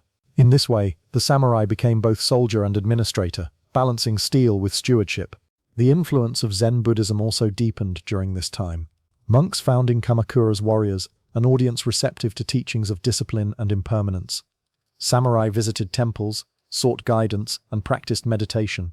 In return, Zen gave them calmness before battle, refinement in daily life, and a philosophy that harmonized with Bushido. Yet life under the Kamakura shogunate was not without hardship. Power brought responsibility, and responsibility often meant sacrifice. Wars continued, disputes arose, and loyalty was tested again and again. But through it all, the samurai grew into their role as Japan's ruling class. The Kamakura period set patterns that would endure for centuries. The bond between lord and vassal, the marriage of sword and service, and the presence of warriors at the very center of government. What Yoritomo began became the foundation for the age of the shoguns, an age in which the warrior's path became inseparable from the nation's destiny. In the late 13th century, the Kamakura shogunate faced a threat unlike any Japan had seen before, an enemy not from within its own shores, but from across the sea. The Mongol Empire, under the rule of Kublai Khan, stretched across Asia, conquering vast lands with speed and ferocity. By the 1270s, Kublai's gaze turned toward Japan. The first invasion came in 12. A Mongol fleet carrying tens of thousands of soldiers, Mongols, Koreans, and Chinese, crossed the waters of the Tsushima Strait. They landed on the islands of Tsushima and Iki, overwhelming local defenders, then pressed toward Kyushu. The samurai who faced them encountered a new style of warfare. The Mongols fought in tightly organized units, using thunderous drums to signal commands. Explosive bombs, unfamiliar to Japanese warriors, burst upon the battlefield, startling men and horses alike. For the samurai, who were accustomed to single combat and duels of honor, this was a shock. The Mongols fought as one, pressing their advantage with discipline and coordination. Yet the defenders resisted fiercely, and after a day of brutal fighting near Hakata Bay, a storm forced the invaders to retreat. 7 years later, in 1281, the Mongols returned with an even greater force, perhaps the largest invasion fleet assembled in history up to that time. 2 armadas, one from Korea and one from China, converged upon Kyushu. Samurai across Japan were summoned to defend the coast. For weeks battles raged along beaches and fortifications hastily built after the first invasion. The fighting was desperate, with Japanese warriors boarding Mongol ships in daring night raids. Then nature intervened. A massive typhoon swept across Kyushu, scattering and sinking much of the Mongol fleet. Ships were dashed against rocks, soldiers drowned in the sea, and the invasion collapsed. The Japanese named this storm the kamikaze, the divine wind, believing it had been sent by the gods to protect their land. Though victorious, the shogunate paid a heavy price. Defending the realm strained its resources, and because the invasions had been repelled rather than conquered, there was no new land to distribute as rewards. Samurai who had fought bravely often received little compensation, leading to growing discontent. Yet the Mongol invasions left a lasting legacy. They strengthened the sense of Japan as a nation protected by divine favor. They revealed the courage and resilience of the samurai, who faced overwhelming odds and endured. And they reminded the warrior class that their duty was not only to their lords but to the defense of their entire homeland. The victory over the Mongols had secured Japan from foreign conquest. But it left the Kamakura shogunate weakened. Samurai had fought bravely, yet many received little reward for their service. Discontent simmered, and within a few decades cracks appeared in the system Yoritomo had built. By the early 14th century, the Kamakura Bakufu collapsed, and a new military government rose in its place, the Ashikaga shogunate. The Ashikaga were a branch of the powerful Minamoto clan. In 1336, Ashikaga Takauji seized power after breaking with the imperial court, establishing his government in Kyoto. Unlike Kamakura, far from the old capital, the Ashikaga shogunate placed itself directly in the cultural and political heart of Japan. This brought the warriors closer to the refined world of the court, and the two spheres, martial and artistic, became more intertwined. Life under the Ashikaga shogunate was less stable than under Kamakura. Authority was weaker, and regional daimyos, powerful local lords, held significant independence. The country often fractured into competing domains, with loyalty divided between central authority and regional power. Yet despite political turbulence, this era became a golden age of art and culture, especially under the rule of Ashikaga Yoshimitsu in the late 14th century. Zen Buddhism flourished, influencing architecture, painting, and gardens. The famous Kinkakuji, the Golden Pavilion in Kyoto, was built during this time, a temple whose shimmering reflection upon the water became an enduring symbol of Japanese beauty. Ink paintings, calligraphy, and the art of the tea ceremony all deepened their ties to samurai culture. The warrior class, even as it fought in civil wars, also became patrons of refinement. For ordinary samurai, however, life was often uncertain. Conflicts between rival lords, shifting allegiances, and constant unrest meant that battles could erupt at any moment. Yet in this instability, the skills of the warrior sharpened, and the bonds of loyalty were tested again and again. The Ashikaga period laid the groundwork for what was to come, the Sengoku era, an age of nearly constant war. But it also left a legacy of cultural brilliance, showing that even in times of political chaos, beauty could flourish.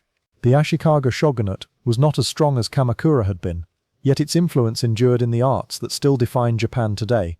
By the mid-15th century, the authority of the Ashikaga shogunate had weakened so greatly that Japan fractured into chaos. Powerful regional lords, known as daimyo, began to rule their lands like independent kingdoms, and their samurai armies clashed in endless conflict. This period, lasting from the late 1400s into the late 1500s, became known as the Sengoku era, the age of warring states. For more than a century, war was a constant presence. Castles rose upon hilltops, overlooking fields where peasants toiled not only to feed themselves, but to supply armies. Samurai marched under banners, fighting not for a united nation, but for the ambitions of their lords. Battles were fierce, alliances shifted quickly, and betrayal was common. A warrior could rise to glory one season and fall to ruin the next. Daily life during this era was harsh. For peasants, it meant heavy burdens of labor, frequent conscription, and the ever-present threat of destruction. Villages were burned, fields trampled, and families scattered. For samurai, the Sengoku period was both an age of opportunity and of danger. With loyalty and skill, a warrior could climb the ranks, perhaps gaining land or title. Yet the risk of death was constant, and loyalty often demanded sacrifice. The warfare of this era also saw change. Large armies fought with pikes, bows and swords, but new technologies arrived as well. In the 16th century, firearms were introduced by Portuguese traders, and samurai quickly adapted. Muskets changed the rhythm of battle, allowing disciplined volleys of fire that could break even the fiercest cavalry charge. Despite the violence, the Sengoku era was also a time of resilience. Samurai families continued to uphold Bushido, teaching loyalty, honor, and duty even in the midst of chaos. Temples and shrines offered places of refuge, while poets and painters still created works that celebrated the fleeting beauty of nature. The contrast between war and refinement defined the age, a reminder that even in turmoil, the spirit sought balance. The Sengoku period produced legendary figures, daimyo whose ambition and vision would eventually lead Japan out of endless war. Their rise marked the beginning of a new chapter, where unity seemed once again possible. But for most who lived through it, the Sengoku era was a time of uncertainty, where the only constant was the clash of steel and the turning of fortunes. Out of the chaos of the Sengoku era rose three men whose ambition and vision reshaped Japan. Together, they are remembered as the great unifiers: Oda Nobunaga, Toyotomi Hideyoshi, and Tokugawa Ieyasu. Each brought the nation closer to unity, though each did so in his own way. Oda Nobunaga was the first. Fierce, ruthless, and innovative, he shattered traditions that had kept warfare predictable. He was among the earliest to embrace firearms, organizing musketeers into disciplined ranks that decimated cavalry. Nobunaga broke powerful rivals and brought Kyoto under his control. Yet his harsh methods earned him many enemies, and in 1582 he was betrayed by a vassal and forced to end his life. Into the power vacuum stepped Toyotomi Hideyoshi, Nobunaga's loyal general. Hideyoshi's story was remarkable. Born a peasant, he rose through skill, cunning and charm to become the ruler of Japan. Hideyoshi continued Nobunaga's campaigns, bringing more provinces under control. He built magnificent castles, instituted reforms, and imposed strict separation between classes, ensuring that samurai remained warriors while farmers tilled the land. Ambitious even beyond Japan, he launched invasions of Korea, though these ultimately failed. The third unifier was Tokugawa Ieyasu. Patient, calculating, and strategic, he waited until the time was right. After Hideyoshi's death, Ieyasu maneuvered among rivals, finally seizing decisive victory at the Battle of Sekigahara in 1600. With this triumph, he became master of Japan, laying the foundation for a new era of peace under Tokugawa rule. Together, these three transformed Japan from a fractured land of constant war into a nation on the brink of unity. Nobunaga broke the old order, Hideyoshi built upon it, and Ieyasu secured it. Their legacy shaped the centuries to come, bringing an end to the chaos of the Sengoku era and opening the path to lasting stability. With Tokugawa Ieyasu's victory at Sekigahara, a new chapter began. In 1603, he was appointed shogun, establishing the Tokugawa shogunate. Its capital was Edo, modern-day Tokyo, which grew from a modest castle town into one of the largest cities in the world. The Tokugawa shogunate would last for more than 250 years, bringing Japan its longest period of peace and stability. Samurai, once warriors of constant battle, now found themselves in a new role. With wars rare, many became administrators, scholars or officials, managing the affairs of their lords rather than riding to war. The sword remained a symbol of their status, but its use shifted from battlefield to ceremony. Society was reorganized with strict order. At the top stood the shogun, followed by daimyo, samurai, farmers, artisans, and merchants. Travel was restricted, foreign influence tightly controlled, and loyalty enforced through systems such as the Sankin Kotai, which required lords to spend alternating years in Edo, ensuring their obedience. For ordinary people, life grew more predictable. Farmers tilled their fields, artisans crafted goods, merchants prospered in growing towns. Festivals flourished, theaters thrived, and culture blossomed in ways not possible during the centuries of war. For the samurai, however, peace was a double-edged sword. Their prestige remained, but their traditional role as warriors faded. Many struggled to adapt, finding new purpose in learning, governance, or the arts. Still, Bushido endured, shaping their conduct even in peace. The Tokugawa era was one of remarkable endurance. For 2.5 centuries, the shogunate maintained stability, keeping Japan largely free from internal conflict. It was a time when the ideals of the samurai continued, even as their swords remained sheathed.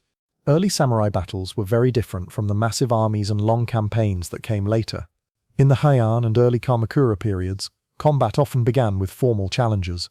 Warriors announced their names, their ancestry, and the deeds of their families before riding forward to duel. Victory in such encounters brought honor not only to the individual but to his clan.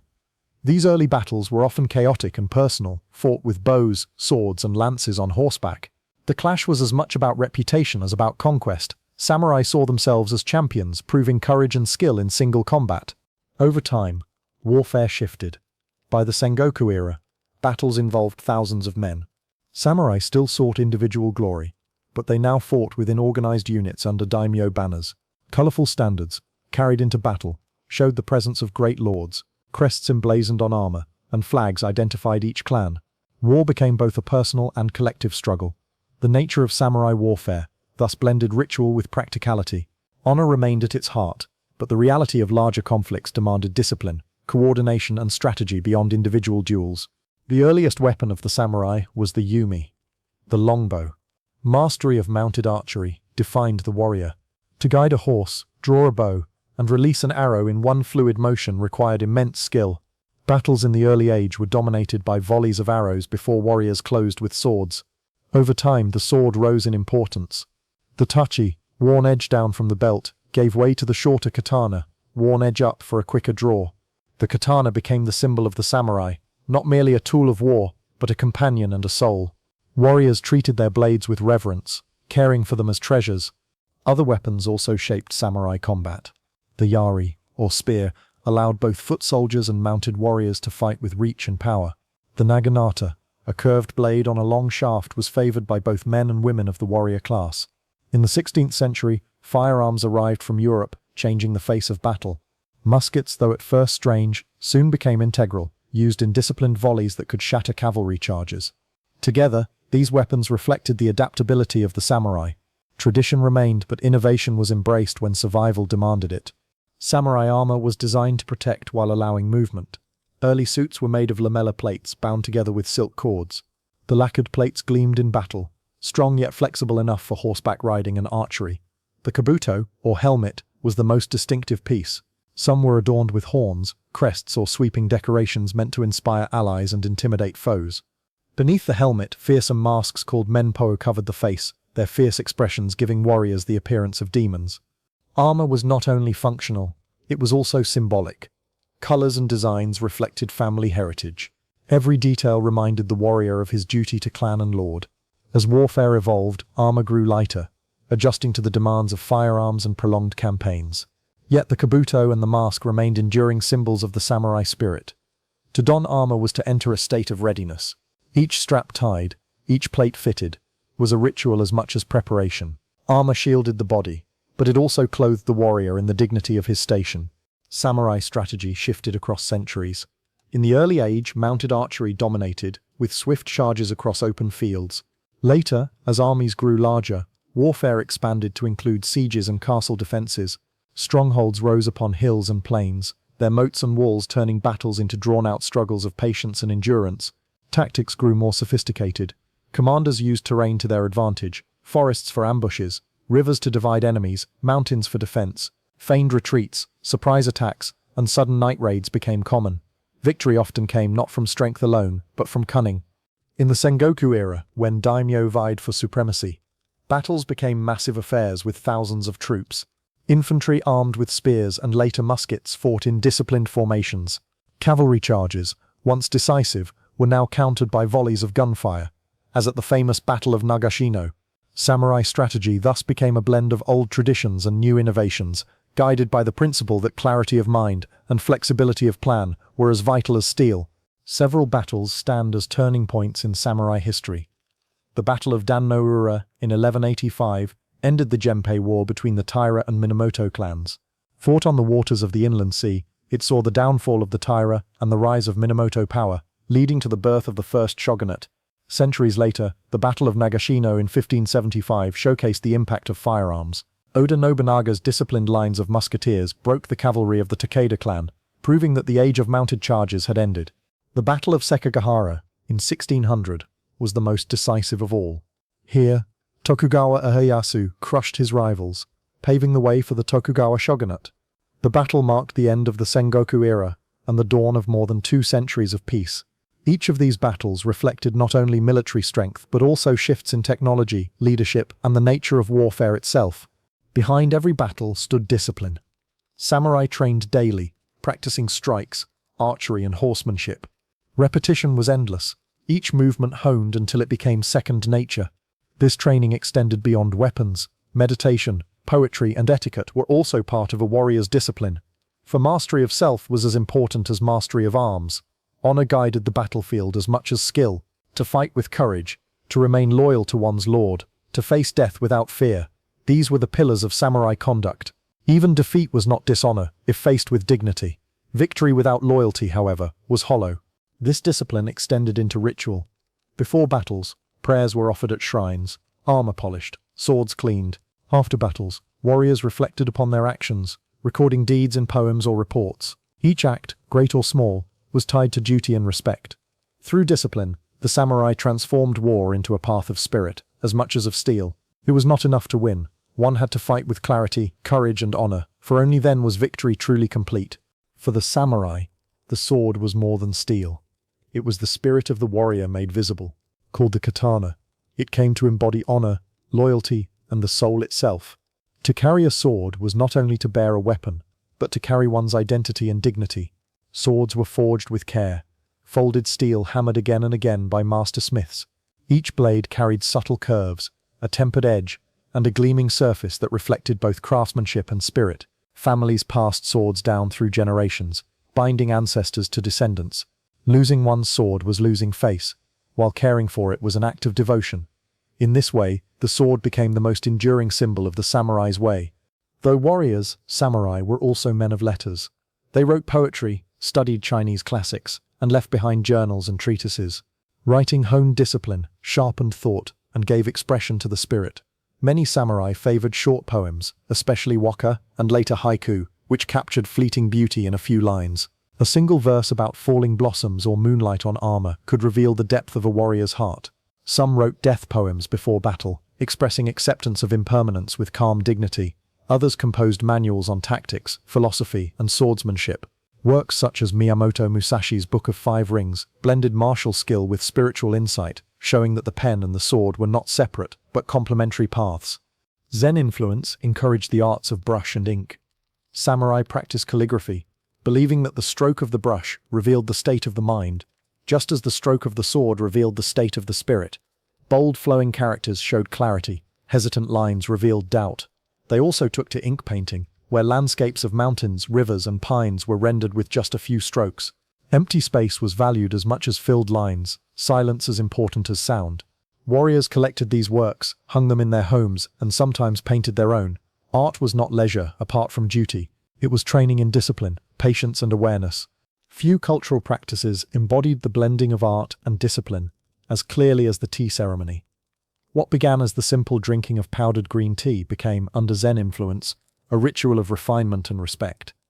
In a small tea house, the host prepared tea for guests with deliberate, graceful motions. Every gesture, folding a cloth, whisking the tea, offering a bowl, was performed with mindfulness. The setting was simple: tatami mats, paper walls, a scroll in an alcove, perhaps a single flower in a vase. Nothing distracted from the essence of the ritual. For samurai, the tea ceremony was training in humility and focus. To bow, to wait in silence, to drink with gratitude, these mirrored the same values they carried onto the battlefield. In tea, they found serenity that balanced the weight of duty. Samurai patronage shaped the building of castles, temples, and gardens. Castles were fortresses of stone and wood, their towers rising above towns, symbols of authority and strength. Yet within their walls, gardens bloomed, places of stillness that softened the harshness of war. Zen gardens, with their raked gravel, carefully placed stones, and moss-covered corners, reflected harmony and impermanence. To walk these paths, or sit in their stillness, was to train the spirit as much as the body. Samurai found in gardens a mirror of their own way, discipline in arrangement, beauty in simplicity, and calm in impermanence. For the samurai, art and culture were never indulgences apart from their role as warriors. They were part of the same path. To fight without refinement risked becoming a brute. To cultivate art without duty risked becoming idle. True balance lay in uniting both. A samurai who practiced poetry, painting, or tea did not abandon the sword. He sharpened his spirit so that when the sword was drawn, it moved with clarity and purpose. In turn, the weight of duty gave his art depth, grounding beauty in experience. Thus, the samurai's life was not only one of battles and commands, it was also one of verses, gardens, scrolls, and tea bowls, strength and serenity, steel and brush, action and stillness. Together they formed the complete way of the warrior. With the Tokugawa shogunate came peace. 2.5 centuries with no great wars. For farmers, merchants, and artisans, this stability brought growth and prosperity. For samurai, however, peace meant change. The warrior class, once defined by battle, now lived in a world where swords were rarely drawn. Many samurai became administrators, tax collectors, or scholars, serving their lords in governance rather than combat. They studied Confucian texts, kept records, and ensured order in towns and villages. Their armor gathered dust while their brushes grew busy. Though they retained status, their role was shifting, and with it their identity. Samurai were supported by stipends from their lords, usually paid in rice. In times of war, this system had worked well. But in long peace, stipends often fell short of living costs. Many samurai, bound by pride and class rules, struggled to maintain their households. Some took on side work as teachers or writers, while others borrowed heavily, sinking into debt. A few married into merchant families, blending status with wealth, though such unions were not always accepted. These struggles eroded the independence that had once defined the warrior class. Poverty became common, and with it, resentment. The prestige of the samurai remained, but the reality of their lives grew harsher. The sword, once the heart of the samurai's identity, became more symbol than tool. By the Tokugawa era, laws restricted the carrying of weapons, and only samurai were permitted to wear the two swords, the katana and wakizashi. Yet battles to wield them rarely came. The swords rested at a warrior's side in ceremony, a mark of rank and tradition rather than of combat. They became heirlooms, treasures of families, passed down more as relics than as instruments of war. For some, this transformation was dignified, a sign that the sword had transcended violence. For others, it was a reminder that the age of the warrior was fading. Though the Tokugawa era was mostly peaceful, unrest simmered. Some samurai, frustrated by poverty or loss of purpose, joined uprisings. Peasant revolts also erupted, often sparked by hunger or heavy taxation, and sometimes samurai found themselves on the same side as the people they once ruled. Others became ronin, masterless samurai, wandering without lord or land. Some ronin served as teachers, guards, or mercenaries. Others turned to crime. Their presence reminded society of the instability that lay beneath the surface of peace. The most famous act of loyalty from this time was the story of the 47 ronin, who avenged their master despite knowing it would cost them their lives. Their tale became a symbol of enduring bushido, even in an age where samurai seemed adrift. By the 19th century, the world was changing. Western nations, armed with modern weapons and powerful fleets, arrived at Japan's shores demanding trade. The most famous of these visits was in 1853, when American Commodore Perry sailed into Edo Bay with black ships of smoke and iron. For centuries, Japan had been isolated, its doors closed to most foreign contact. Now, it faced demands it could not ignore. The presence of foreign powers exposed the weakness of the Tokugawa system. Samurai, who had lived for generations in peace, now found themselves unprepared for the technology and firepower of the West. This new pressure revealed that the way of the warrior could not remain unchanged. As unrest grew, and foreign influence pressed harder, the authority of the shogunate began to crumble. Some samurai called for resistance, to fight and expel the foreigners. Others believed change was necessary, that Japan must modernize to survive. In this divide, the identity of the samurai fractured. No longer united by clear purpose, they stood at the crossroads of tradition and transformation. The once proud class of warriors who had ruled Japan for centuries now faced the slow but certain fading of their role. Their decline was not sudden, but it was inevitable. The world was shifting, and the age of the sword was drawing to a close. By the mid-19th century, the Tokugawa shogunate, once strong and enduring, was crumbling. Foreign ships had forced open Japan's ports, exposing the limits of the old order. Unequal treaties, economic strain, and social unrest revealed that the Bakufu could no longer protect or lead the nation. Samurai across Japan were divided. Some clung to tradition, demanding resistance against foreign powers. Others saw that survival required change, that Japan must adopt new weapons, ships, and systems. The unity that had once defined the warrior class now splintered. In 1868, the old system collapsed. Supporters of the emperor rallied, overthrowing the Tokugawa shogunate and restoring imperial rule in what became known as the Meiji Restoration. The emperor, long a figurehead, was now placed at the center of government. Western-style reforms swept across Japan. New schools, modern industries, conscripted armies, and centralized administration. The age of shoguns was over. For samurai, these changes struck at the heart of their identity. The privileges of their class, stipends, the right to wear swords, their exclusive status were gradually abolished. A new conscript army, drawn from commoners, replaced the warrior elite. Not all samurai accepted this transformation. The most famous resistance came in 1877, led by Saigo Takamori, once a loyal supporter of the Restoration. Disillusioned with the government's direction, he and thousands of fellow warriors rose in revolt, seeking to preserve the samurai way. The conflict, known as the Satsuma Rebellion, was fierce but brief. Modern rifles and artillery gave the government army, drawn from conscripts, a decisive advantage. The rebels fought bravely, charging with swords against guns, but they could not overcome modern firepower. Saigo Takamori fell in battle, becoming a symbol of both loyalty and tragedy. His death marked the true end of the samurai era. Though the class was dissolved, the spirit of the samurai did not vanish. Bushido, the way of the warrior, endured, reshaped into new forms. Discipline, loyalty, honor, and self-mastery continued to inspire Japanese society. In the Meiji era, Bushido was invoked to build national identity, to encourage service to the emperor and devotion to the nation. In later centuries, its ideals influenced martial arts, education, and even business practices. The sword was no longer carried, but its spirit lived on in the values of perseverance and dedication. Today, the samurai remain one of the most enduring symbols of Japan. Their swords rest in museums. Their armor gleams behind glass. Their stories are told in plays, novels, and films.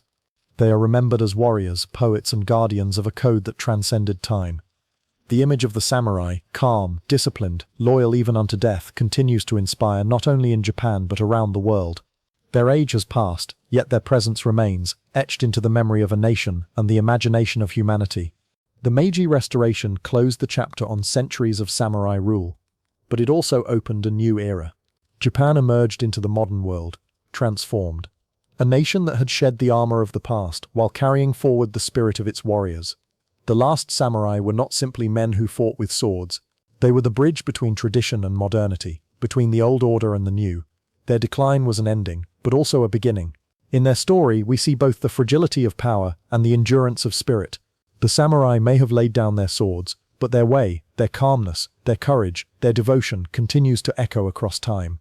We have walked with them from their earliest days, when mounted archers rode across the fields of Japan, to their rise as the ruling class of a nation. We have entered their homes, their gardens, and their temples, seeing how daily rituals and Zen philosophy shaped their spirit. We have stood beside them in battles, from the clash of the Genpei War to the thunder of muskets at Nagashino, and finally to the quiet tragedy of their decline. Though the age of the samurai has passed, their way endures. The sword no longer rules, yet the values of Bushido, loyalty, honor, discipline, and calmness in the face of impermanence remain part of Japan's identity and continue to inspire far beyond its shores. The samurai remind us that strength is not only in steel, but in spirit. That clarity, humility, and devotion give life meaning, even in the face of change. Thank you for joining this journey through history. As the tale of the samurai settles into silence, may you carry with you a sense of calm reflection. May their story, filled with courage and serenity, guide you gently into rest. Good night.